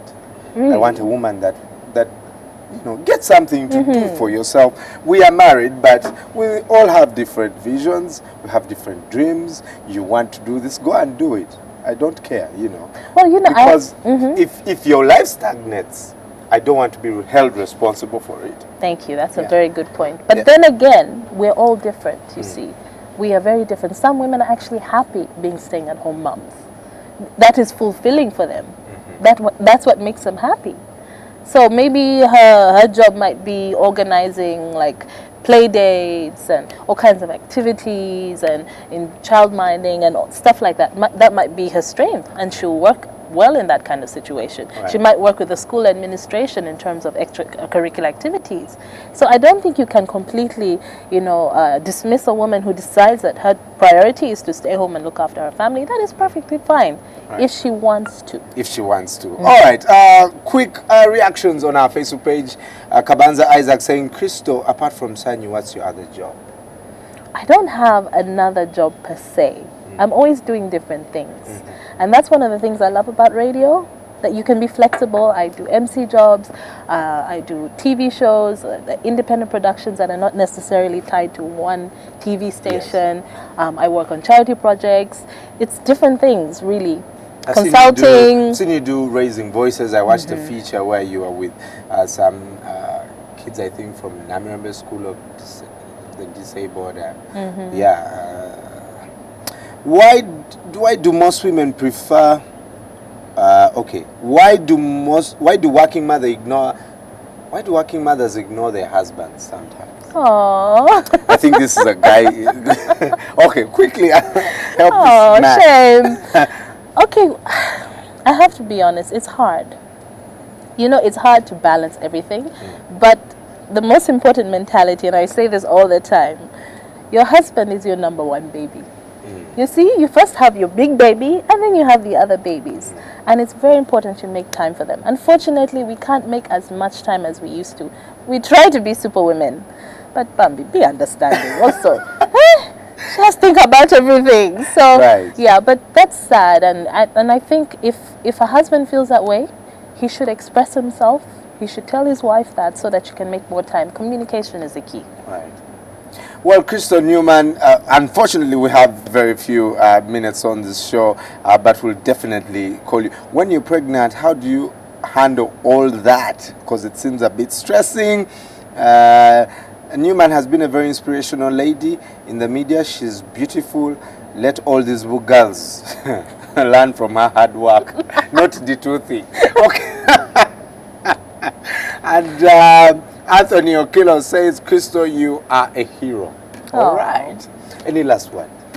I think it doesn't matter whether you're a woman or a man. I think you just need to try and achieve your full potential. Even if your job is something that you not necessarily enjoy, you should always try to follow your passion in your free time. And if you're a happy person, you'll be a good person to be around. Right. Yes, but I don't think anyone should try to make you feel less than you are. So, yeah, no matter what you do, do your best. Awesome. Crystal, thanks for hanging out with us. Thanks for passing by. Head over to our Facebook page, Morning at NTV, and you can leave those questions. Crystal can answer them even after the show. Or you can reach her on Twitter at Crystal A. Newman. That's her handle. And you can, you know, see how, especially for young girls who want to be inspired, these are some of the people you need to look up to. Isma standing by for the sports. Isma, good morning. Good morning. I'm ready for the slam dunk this morning, and we'll be talking about the national basketball team, Team UG, and also the Uganda Cranes who lost in Zambia yesterday, plus the retirement of Graham Smith. Nemanja Vidic is leaving Manchester United, and also the Neymar hat-trick at the FNB Stadium last night. There is no reason why you should walk out from Morning at NTV. It's 20 minutes on to 9 o'clock. I'll be joining Isma and Mabel in a couple of minutes. That was Everyday Life for You, powered by HTC. Quietly brilliant. Stay with us.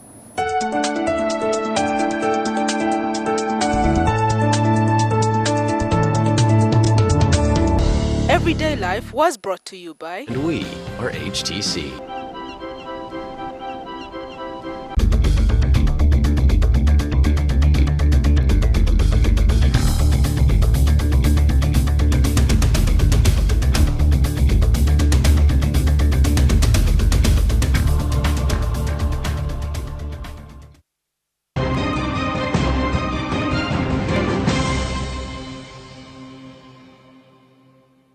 I'm going to blow your mind and I'm going to twist your taste buds.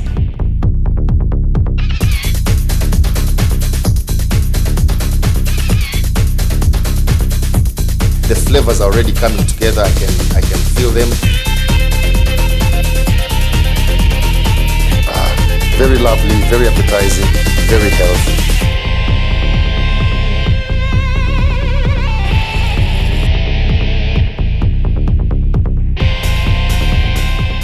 Remember, the way you see it, the way you like it, is the way you get it from my kitchen to your kitchen.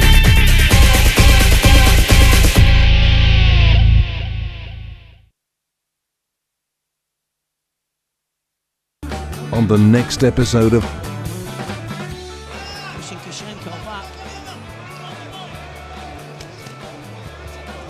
Say that Kishenko could upset Giorgio Petrosyan. Can Balrak cope with the low kicks? Ashwin Barak and Daniel Geeta are having to kick off the event of edition 42. Daniel Geeta, who's not someone who you can take lightly. I want to show something special because I'm something special. I like it when people watching me, so I will be enjoying this myself.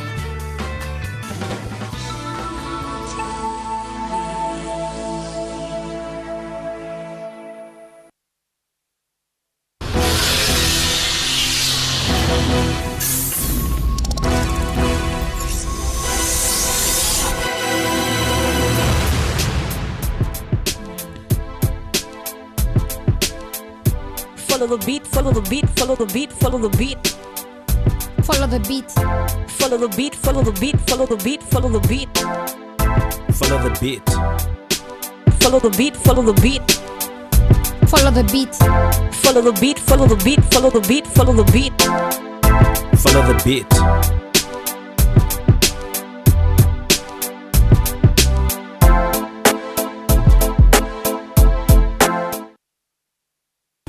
on the next episode of Destiny River.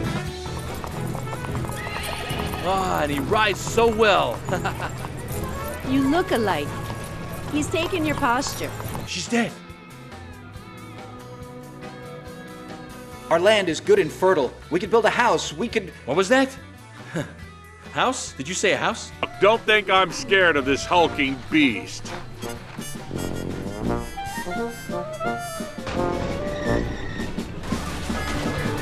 Destiny River.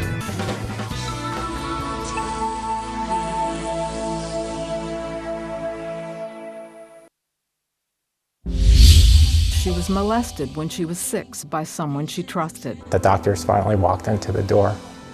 They basically were telling me that she had a 5% chance of living.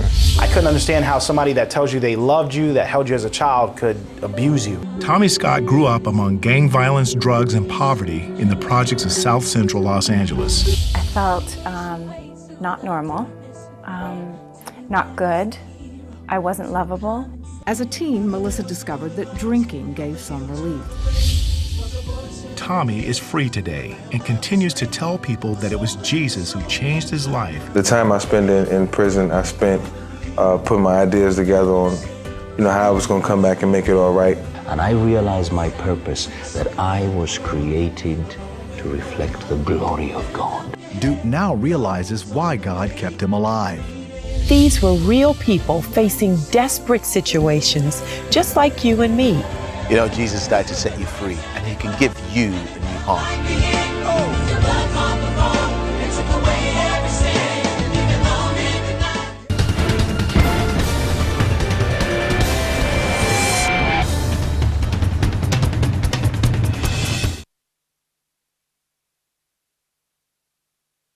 Thank you so much for joining us. Earlier in the show, we had Honorable Richard Todwong and Crystal A. Newman. Send your feedback on our Facebook page, Morning at NTV. And of course, you can tweet us at Morning at NTV. Now, on to sport, Isma. Basketball, the national team, Team UG, is having a friendly against the league champions, Oilers at Lugogo City. What are you trying to achieve? I I personally think that this is a very important year for basketball in Uganda because all efforts of the federation and the national team setup is to try and get the team to qualify for the AfroBasket. And there wouldn't be a better chance to qualify for the AfroBasket at a time when Uganda is hosting the Zone 5 Championships this year in September. So they've really tried to keep the national team busy. Now, out of nowhere, I received a call from the media director of the national team, Albert Ahabwe. Yesterday that they're having a friendly today at 4 p.m. in Lugogo, and this is just to keep the players together. You know, this year they've had to go to Zanzibar. They played in the Mapinduzi Cup, which they won as part of their preparations, and making sure that everyone is on the same page. They don't want players to go out and forget about what they're doing. This preparation actually did start last year when they had the All-Star weekend. Turned into a national team trial for the players, for the Ugandan players, against the foreign-based players who play in the league, most of them Kenyan and Tanzanian playing here. So I think it's a good thing that they are trying to keep the entire team together. And one of the things that really caught my attention in this one was that Monday, during the national team, coach has invited certain players who didn't play in the Mapinduzi Cup. So he's spreading his options. John Otim wasn't selected back then. Francis Kaseken has also just been called to the team. Ronnie Kaseo was out injured at the time. Joseph Chuma has not played for Uganda, the UCU Cannons, one of the best rebounders in the league and has quite a lethal jump shot. And then the MVP Bernard Okum. All these were not part of the team. And then there's Isaac Afidrat, who was dropped last year for a very good comment that I'll never forget when the coach called him uncoachable. Players who can't give instruction and they follow. But he's also still back in the team. So it should be a good one that to see all these players, keep them in the same page, keep their attention focused on that September Zone 5, where Uganda must finish among the top 2 to qualify for the AfroBasket, which is the equivalent of Africa Cup of Nations in basketball. Because for me, you know, thank God we have a great rebounder, because most of the shots are really, you know, the percentages are often very low. Let's look at some shooters. Who are we here? I've got to think that one of them, I think, was developed a lot over the past 1 year should be Jimmy Enabu. Of course, in this one, he'll play for City Oil, which is his club, because the City Oil players will play for their clubs. So Jimmy Enabu is one of those who surely would have helped the team. Also, there is Ben Komakech, who is also joined from Power, who is joined City Oil from Power. Also does feature for City Oil today. One of the best shooters. And then Stephen Omonya struggled a lot over the past 1 year because he has a problem with his wrist. His shooting hand has a bit of a problem, but he's one of the best jump shooters in this league. I think those three, and of course it's going to be an addition of some players, Ugandans, who are playing in Sweden, who are playing in the USA, who are playing in the UK, to join this team. That should be a lot that should be a big improvement for the team come the Zone 5 in September. That's awesome. Now, yesterday we lost in Zambia, 2-1. I almost never want to count myself like that. Okay, well, we scored first, but then we went on to lose the game. And I'm just wondering, what can Mitchell learn from this? And does this show we're prepared, or it's just a friendly, so we don't even care and we just shelve it? Bobby Williamson, when he was coaching the national team, always rubbish these as friendlies. It never took them to be very important. And I've had so many coaches across the world call this friendly game is just a friendly game. You just go out and try the players you want. And I hope Mitchell tried out the team he wanted to see how all the players have been doing in terms of fitness. There are players who haven't played for the team for some time, especially Dennis Onyango in goal. There are players like Isaac Muleme who should be in that game next month because Godfrey Olusim is out injured. But one of the things that Mitchell should be very disappointed is that they took the lead and couldn't close out the game. When Hamis Diego Kiza scored at the start of the second half, probably there was an aura of positivity about the team. Everyone felt, okay, this could be it. We should probably leave Zambia without losing. But then, like Uganda has performed so many times away from home, and I keep reminding people that Uganda has won only 2 away qualifying games in the past 15 years probably. One in Malawi, when Majid Musis scored back in 2001, and the other back in 2011, when David Obua scored the goal back in Guinea-Bissau. There haven't been that many in terms of qualification. Of course, there have been others in friendlies. I remember one when they beat up on Tanzania rather, in Mwanza by 3-2. That was a very depleted team, and they avoided defeat in Rwanda. They've performed well in all the others. But still, the problem when Uganda starts the 2015 Africa Cup of Nations qualifiers, everyone look at how well they can play away from home. And for me, that is going to be the big bother. The form hasn't changed. When you lose 2-1, it's the same as losing 3-1. It's the same as losing 4-1. So probably Mitchell look at this. The biggest positive he can take from this is that they scored a goal away from home. And that is something also Uganda struggled to do. I remember when we needed to at least beat up on Kenya or draw with them in Nairobi. The game ended goalless, and Uganda on the back foot in that one. So to get this goal, bear in mind that even the last time they played in Zambia, Zambia won the game by 1-0. Mitchell should be feeling taking a lot of positives from this game. And probably in the next 1 month, we will know how prepared this team is when the qualifiers proper do start. Okay. All right. I can't wait, because we are always doing the math at the end of the day, and I don't like being in that position. If we win this, we may go through. If those ones are beat, I don't like that. I think great teams must win, regardless of the result. Exactly. Now, yesterday was the last day for South Africa's national team. Our cricket captain, Graeme Smith, walking out in the Proteas green and gold. Yeah. This man, what memories of him will last, and where does the rank amongst the greats? Where does he rank? I think for South Africa, they won't look at him as one of their greatest cricketers, but he ranks very high, because Jack Callis, who did retire just the other month, is probably the greatest South African cricketer, and for me, one of the greatest cricketers, I'll say, among the top 3. And then he's also still behind Sean Pollock. But there are 3 or 4 things that for me outside that stand out about Graeme Smith. Back in 2003, after the Cricket World Cup, where South Africa had lost, no one wanted to be cricket captain. This guy was 22. Wow. He was the least experienced of all the players in the team. And when he was asked to be captain, at the time, for me, cricket is part of my 2nd, 3rd, 5th, and 7th hobby, before I get all the other hobbies. At the time, I thought, okay, South Africa crazy. How do you name a 22-year-old as captain against captains who are about 28? Look what he's done. He's taken South Africa to #1. They had not lost a series in 5 years until they lost to Australia yesterday. So that kind of thing is one of the things I remember him for, that at 22 became captain for one of the greatest cricket sides. Secondly, there are 2 occasions 2 years ago when I thought Smith would be invincible. How quickly time says. Back in 2012, he scored double hundreds in 2 successive tests at Edgbaston and at Lords, which 259 is the highest score by a foreign at Lords. That is the other one. But then the third thing is that he failed to mold the South African team into a World Cup winning team, which is probably the biggest disappointment. I remember in 2011 when they failed to win in India, after the game, he actually started to go on holiday. He opted not to go back to South Africa because he was so disappointed. And he wrote in his book and said, in the aftermath of failing to compete at the World Cup, he said in his hotel room for 3 days and cried for 2 of them. So even with all the success, there were so many disappointments, and mainly for me those came in the Cricket World Cup. But in terms of a test captain, he's way up there among the greatest test captains for me. Okay, moving on to European football, Manchester United's Vidic is off to Inter Milan. Is he doing this because he does not see any hope? So No, his contract is actually expiring. So why don't they renew it? I think he already opted to leave. He had already informed the club that he's not going to renew his contract, and that's the reason why. Even before Alex left? Yeah, he had said this was the last year of his contract, but for a long time he decided to keep it quiet until about 2 months ago. Probably the club's form has provoked, has heightened the decision. Will they miss him? Do you think they'll miss him? For now, I don't exactly think so, because in the past 2 years, Nemanja Vidic has spent a large portion of the past 2 years out injured. He's barely put 10 games together. This was the Vidic of 4 or 5 years ago, the one who everyone touted as the best defender in England, the one who built that strong partnership with Rio Ferdinand.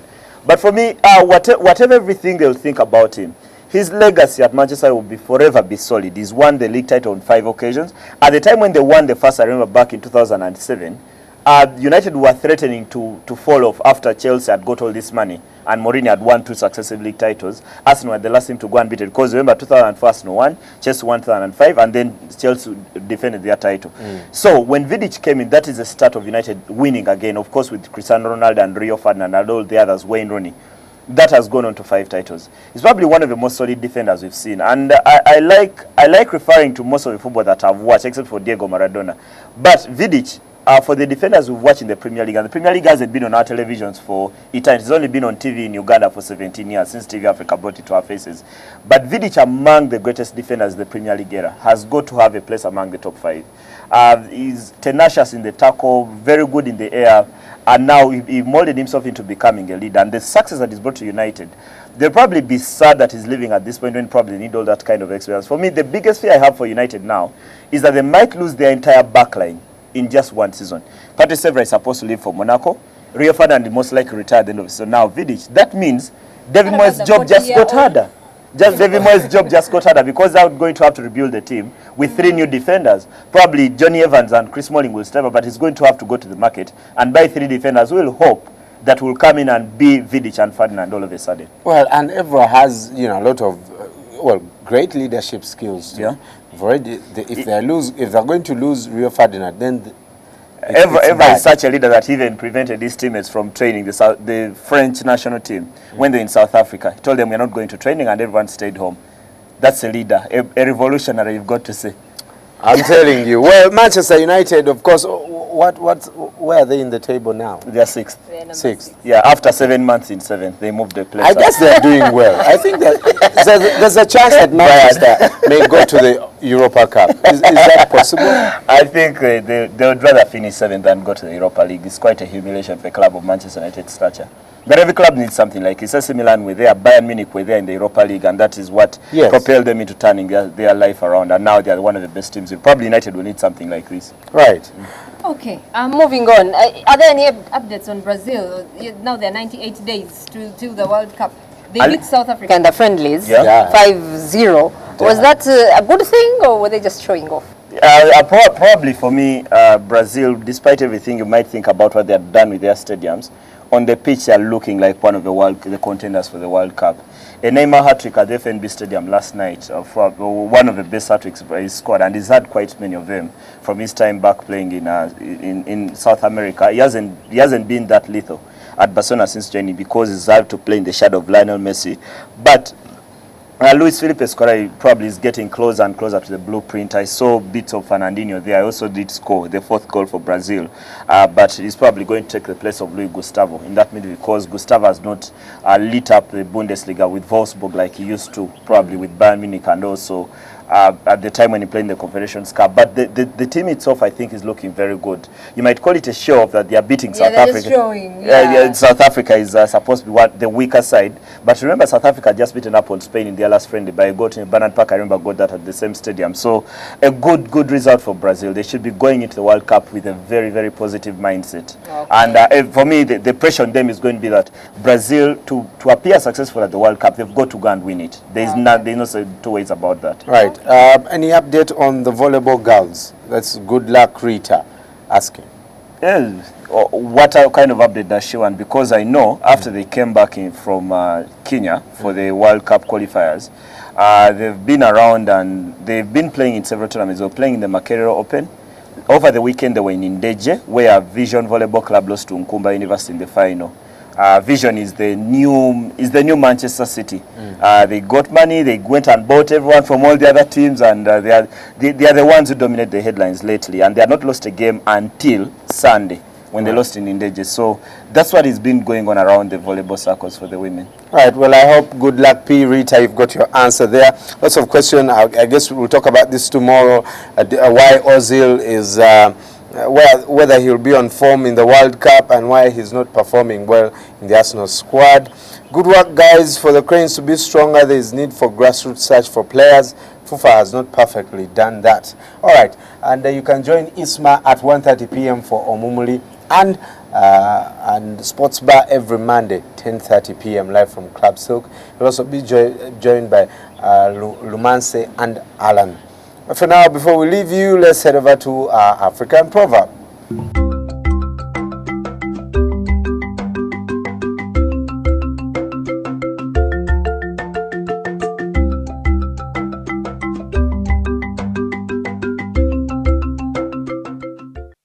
He who loves money must labor. Yeah, huge lesson about hard work. Huge lesson about hard work. There is no second ways about it. I think after God expelled man from the Garden of Eden, life became tough in the aftermath because we're told if you're religious, in the Garden of Eden everything was there, and you didn't have to work for it until that the story about the forbidden fruit that I had an argument with a religious person about it, how it all unfolded. I wanted to do a graphic setup of the whole thing, but maybe this is a lesson for many women. No, I was listening to Crystal earlier, and I was inspired by her. You know, she's someone who still works hard, does lots of things, you know, outside her job, and radio is great. Gives you a platform for that with kids. I think she has 2 kids. But you're the same.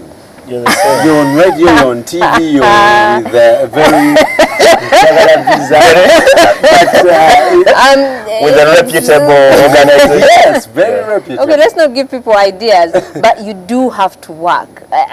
We like handouts here in Africa, in Uganda, and I would also like handouts. When you're saying handouts, just my mind went to the aid. Right, I take the aid and we'll work hard. Instead of the handout, let's try and give a hand up.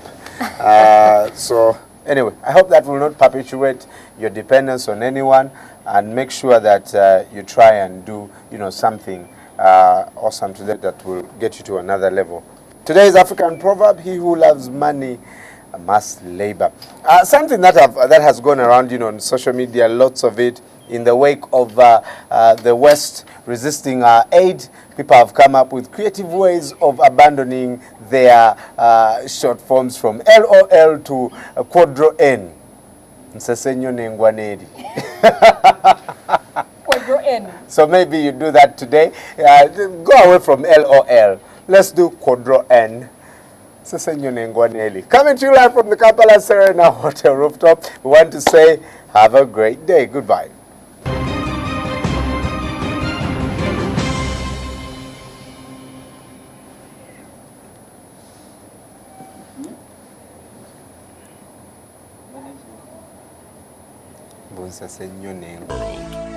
It's the true side of every business story that matters. It's also the pinnacle of in-depth business reportage and analysis. Every Thursday, we present possible answers to Uganda's most puzzling business question. Within a year of being in the top 100, the growth experience is significantly higher.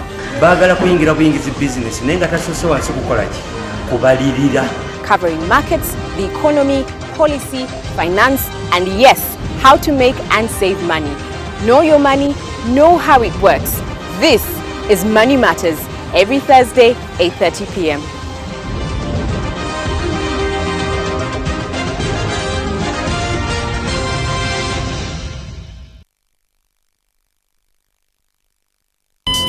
Running out of airtime can happen to anyone. The next time you recharge, simply dial *161# to get going again. On the next episode of La Patrona. You're wrong about that. I don't have to get used to those things because in a few months I'll be moving to the fortress. To the fortress?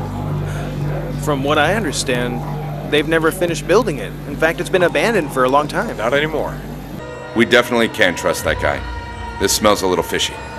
That scum of a man didn't even have a dime. So who is this wonderful woman? Her name is Veronica Dantes. But I'm not scared of those gorillas. No, and neither am I. But they definitely look well armed. Listen, if I were you, I wouldn't mess with them. Does it annoy you that he's calling another woman boss? La Patrona.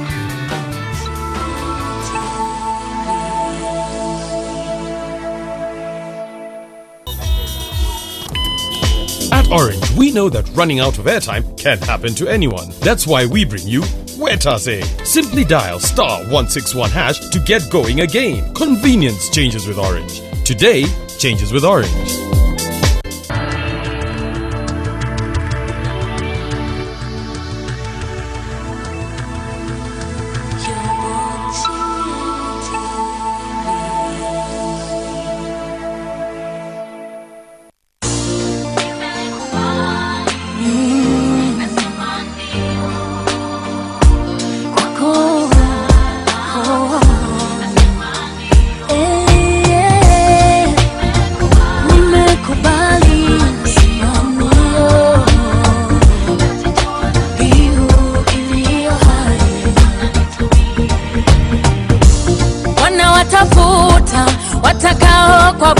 Kwa roho na kweli, na wakati ndio huu nami umefika.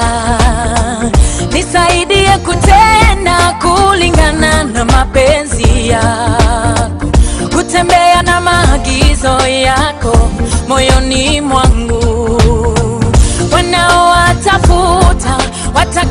kuabudu kwa roho na kweli, na wakati ndio huu nami umefika Baba. Nisaidie kutenda kulingana na mapenzi yako yawe, kutembea na maagizo yako moyoni mwangu. Hey, hey, nimekubali, nasema ndio, kwako ni salama, nasema ndio. Oh, nimekubali, Bwana, najitoa dhabihu mimi ni chombo mikononi mwako Yawe, tena ni udongo na wewe mfinyanzi Baba. Nifinyange,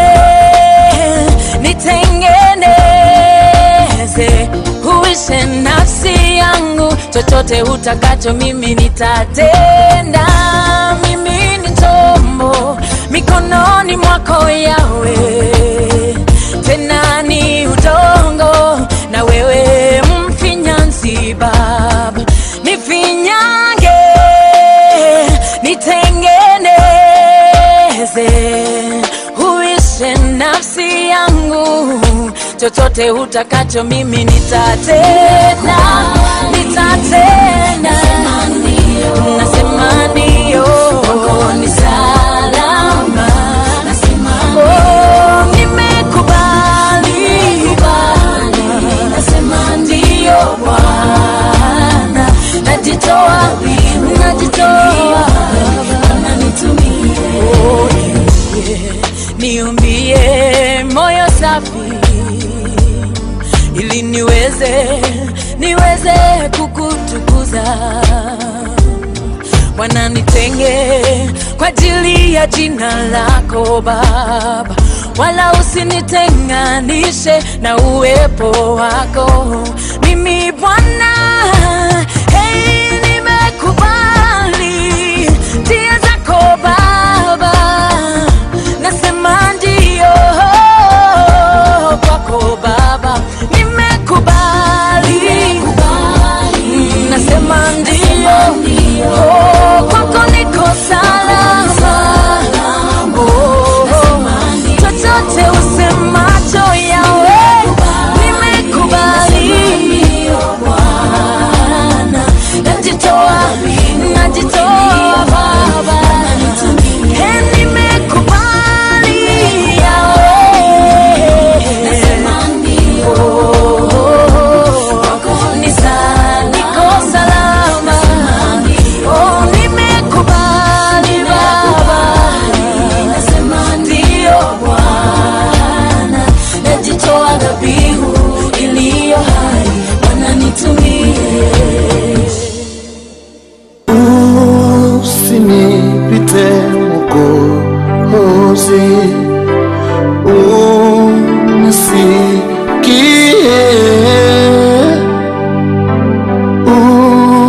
unapozuru wengine, usinipite.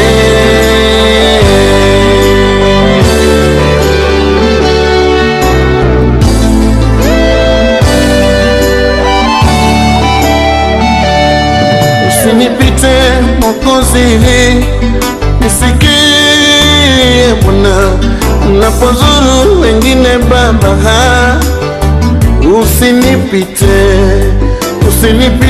Mwokozi, unisikie Bwana, unapozuru wengine Baba, usinipite, naomba Yesu wangu, unapozuru wengine Baba, nakuomba Yesu wangu, njia ya uzima ni wewe, unapozuru wengine Bwana,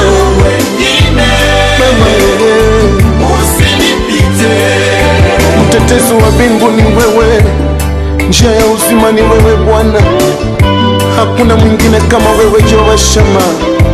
Ombi letu ni kwamba unapozuru wengine, unapotembelea wengine. Usinipite Bwana, usiniache Mwokozi wangu, wewe ni njia ya uzima Bwana, tunakupenda. Baba yangu ninakupenda sana, nani mwingine kama wewe? Ninakupenda, nakupenda Baba, usinipite Bwana, wewe ndiwe njia ya uzima. Nani mwingine kama wewe? Ila wewe Baba, siwezi kamwe. Usinipite Bwana, naomba Bwana. Yesu wangu, unapozuru wengine Bwana, Baba nakupenda Baba. Yesu, unapotembelea wengine hakuna jambo ngumu kwako Bwana, hakuna jambo linalokushinda Mwokozi. Wewe ni Mungu wa baraka, wewe ni Mungu wa upendo Bwana. Nani mwenye upendo kama wako Mwokozi? Nani mwenye nguvu kama zako Bwana? Lekro baba janta la boko ntelebo ya mama ntala boze, ribaka janta la boko ya mama ntala boko jita la mama ntala bo, remo zakata la bazele boko jila baba kanta la bo. Ay, kiti chako cha rehema Bwana, nakitazamia mie, magoti napiga mbele zako Baba, usinipite Bwana. Kiti chako cha rehema nakitazamia mie, magoti napiga mbele zako Baba, usinipite Bwana, naomba. Yesu, unapozuru wengine Bwana wa Mungu, Yesu, Yesu,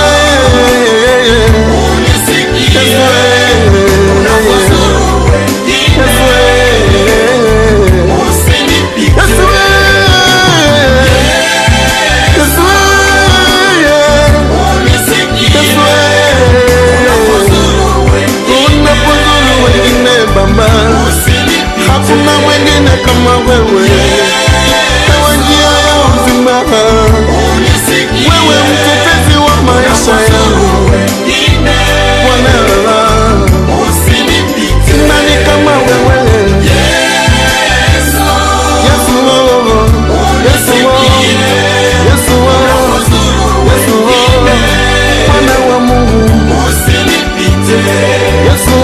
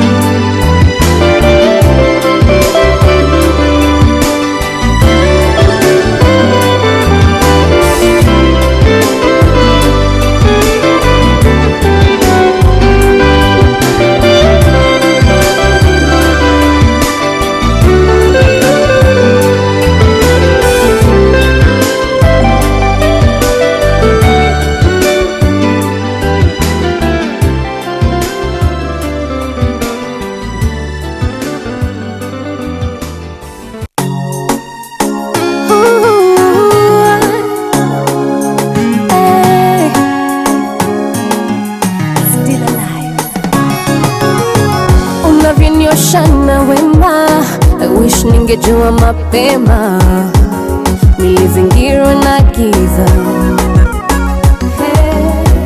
Mbali nawe hakuna raha, nikiwa nawe na starehe, nani kama wewe? Sasa nimekupata, siwezi mie kuacha, milele nitakufuata, karibu na wewe. Yesu, that's where I wanna be. Karibu na wewe, Yesu, that's where I wanna be. Karibu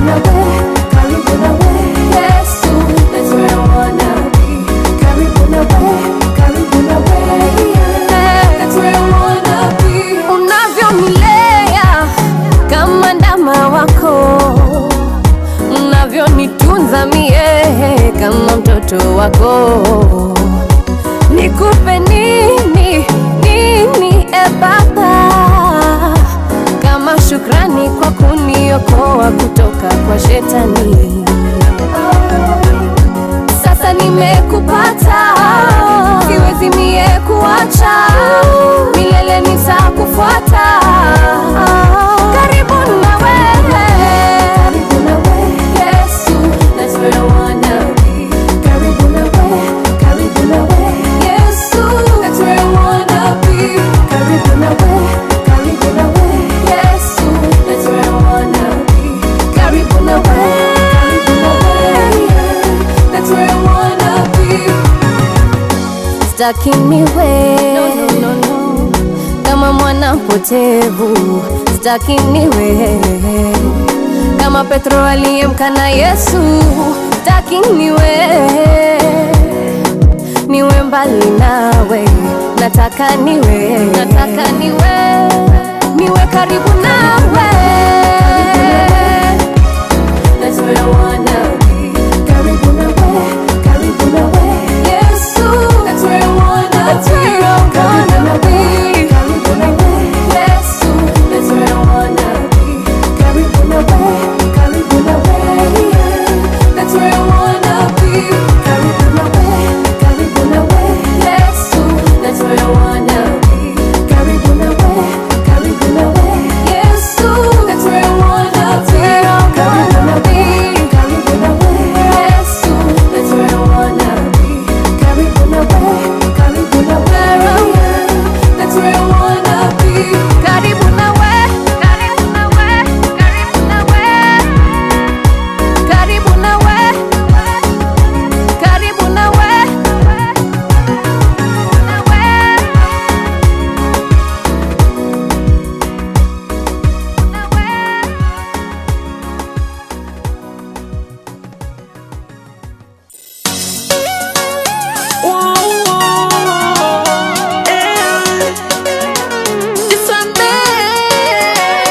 Nilipochoshwa na dunia nilikurudia, ulinisamehe yote niliyoyatenda. Nikasikia wito na sikuchelewa, nilirudi kwa maombi ukasikia. Kazi ya mikono yako ulinionyesha, lakini bado nikarejelea nililofanya. Tena naomba ili popote ulipo nami nikuwepo.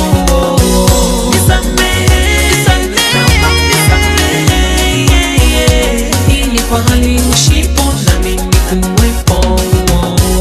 Sitaenda mbali na wewe, sitajificha, hata maadui wakinizunguka mimi kwako nitasimama. Nimetenda mabaya hata siwezi kueleza, kama uzima bado upo naomba nikurudie. Nimetenda mabaya hata siwezi kueleza, kama uzima bado upo naomba nikurudie. Nirejeshe, naomba nirejeshe, ili popote ulipo nami nikuwepo.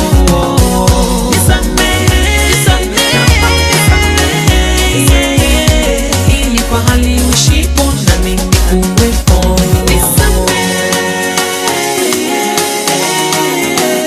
Sitaenda mbali na wewe, sitajificha milele.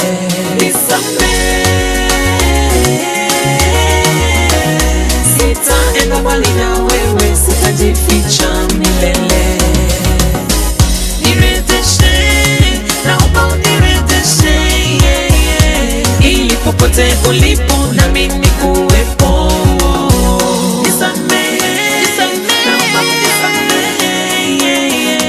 Ili pahali ushipo nami nikuwepo. Nirejeshe, naomba unirejeshe, ili popote ulipo nami nikuwepo.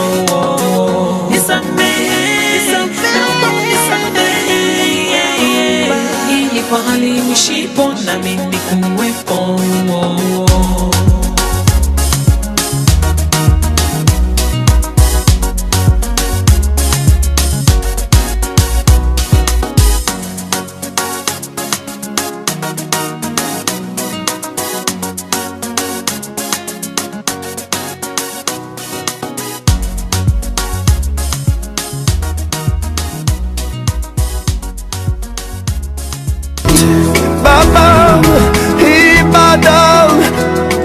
unafanya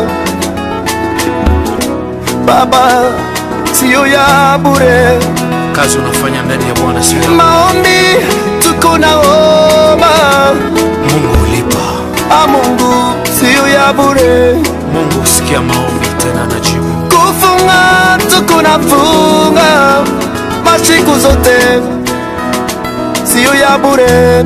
Yeye anakuona kwa siri. Mabiri tuko nasikia Baba, sio ya bure.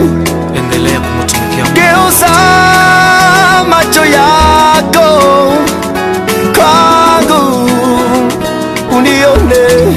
Asante. We ndio mchungaji wangu, uko wapyo Baba?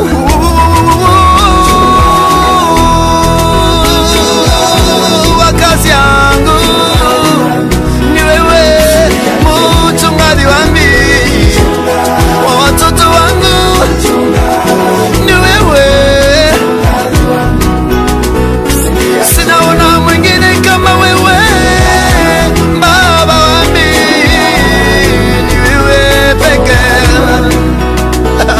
Oh, mchungaji wa watoto wangu ni wewe, mchungaji wa kazi yangu Baba. Baba nabutu ngana lali nazwilo bokono ngaye nafiniki mwasi na ngaye nalobi ete nazobatela ye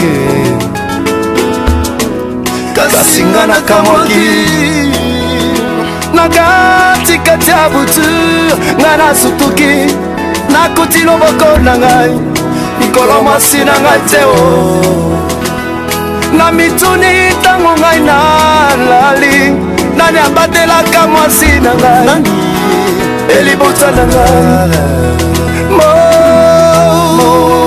bateli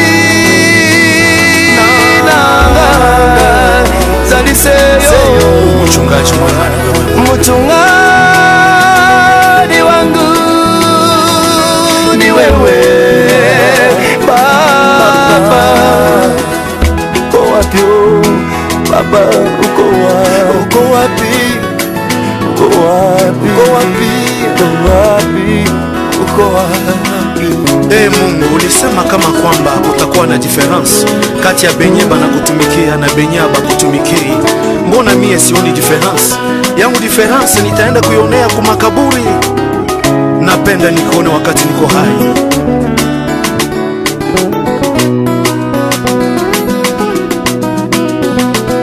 Mungu ulitembeleaka nchi gani? Mie wakumpaka machozi machozi yangu yataisha siku gani? Bamenichekelea vya kutosha Baba kulia kwana ulisikia, kulia kwangu nasemaje Baba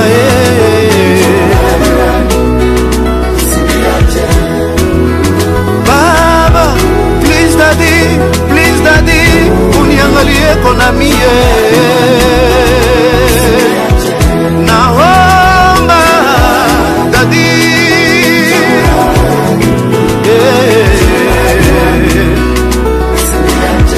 taenda wapi kama sio kwako daddy, unirumie leo Baba,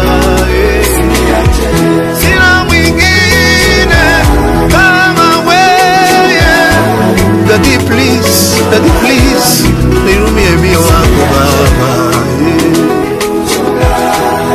Wenye pesa wanategemea pesa zao, wenye elimu wanategemea elimu zao. Baba, sisi tunakutegemea wewe. Tunajua kwamba sio kwa nguvu yetu wala ujuaji wetu, lakini tunajua kwamba kwa Roho Mtakatifu tutakwenda kushinda. Hakuna mwingine kama sio wewe. Baba utukuzwe, barikiwe. Haleluya.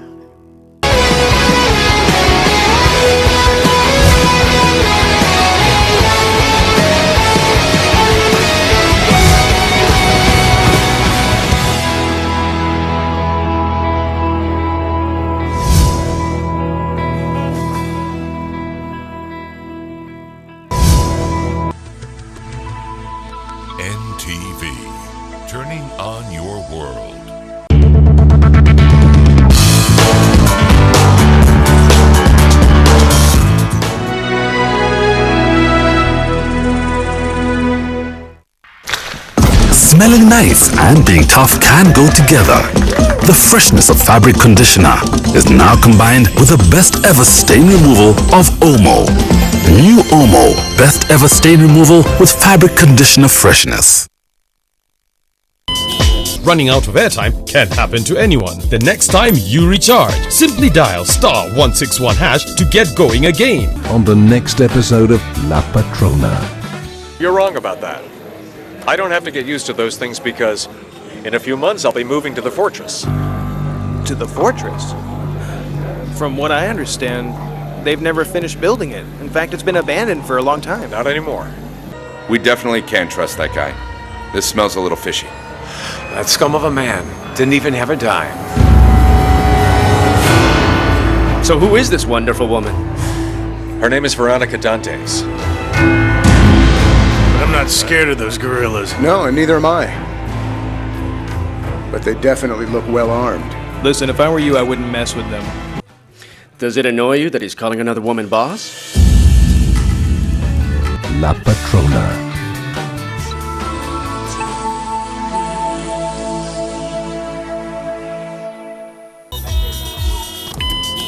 At Orange, we know that running out of airtime can happen to anyone. That's why we bring you Wetase. Simply dial *161# to get going again. Convenience changes with Orange. Today changes with Orange.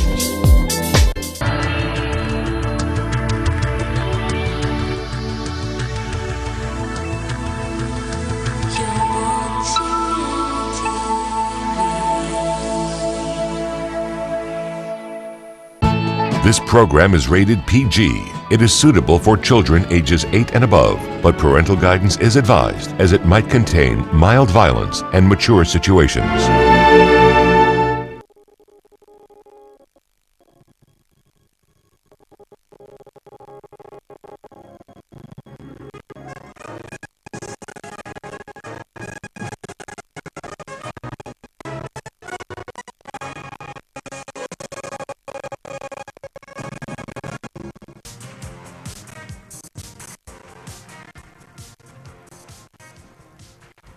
How did you know that was the blue one?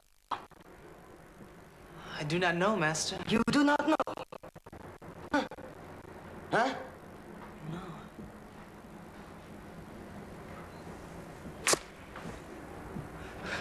Only apologize for my ignorance, Master. I will do anything to prove my worthiness. You have been to the movies again, I see. Full of disciples falling to their knees at the slightest hint of their master's displeasure. Leroy, this is not a punishment. It is a celebration. You have touched the final level. You knew without knowing. We have finished our journey together. But Master, the final level, the glow.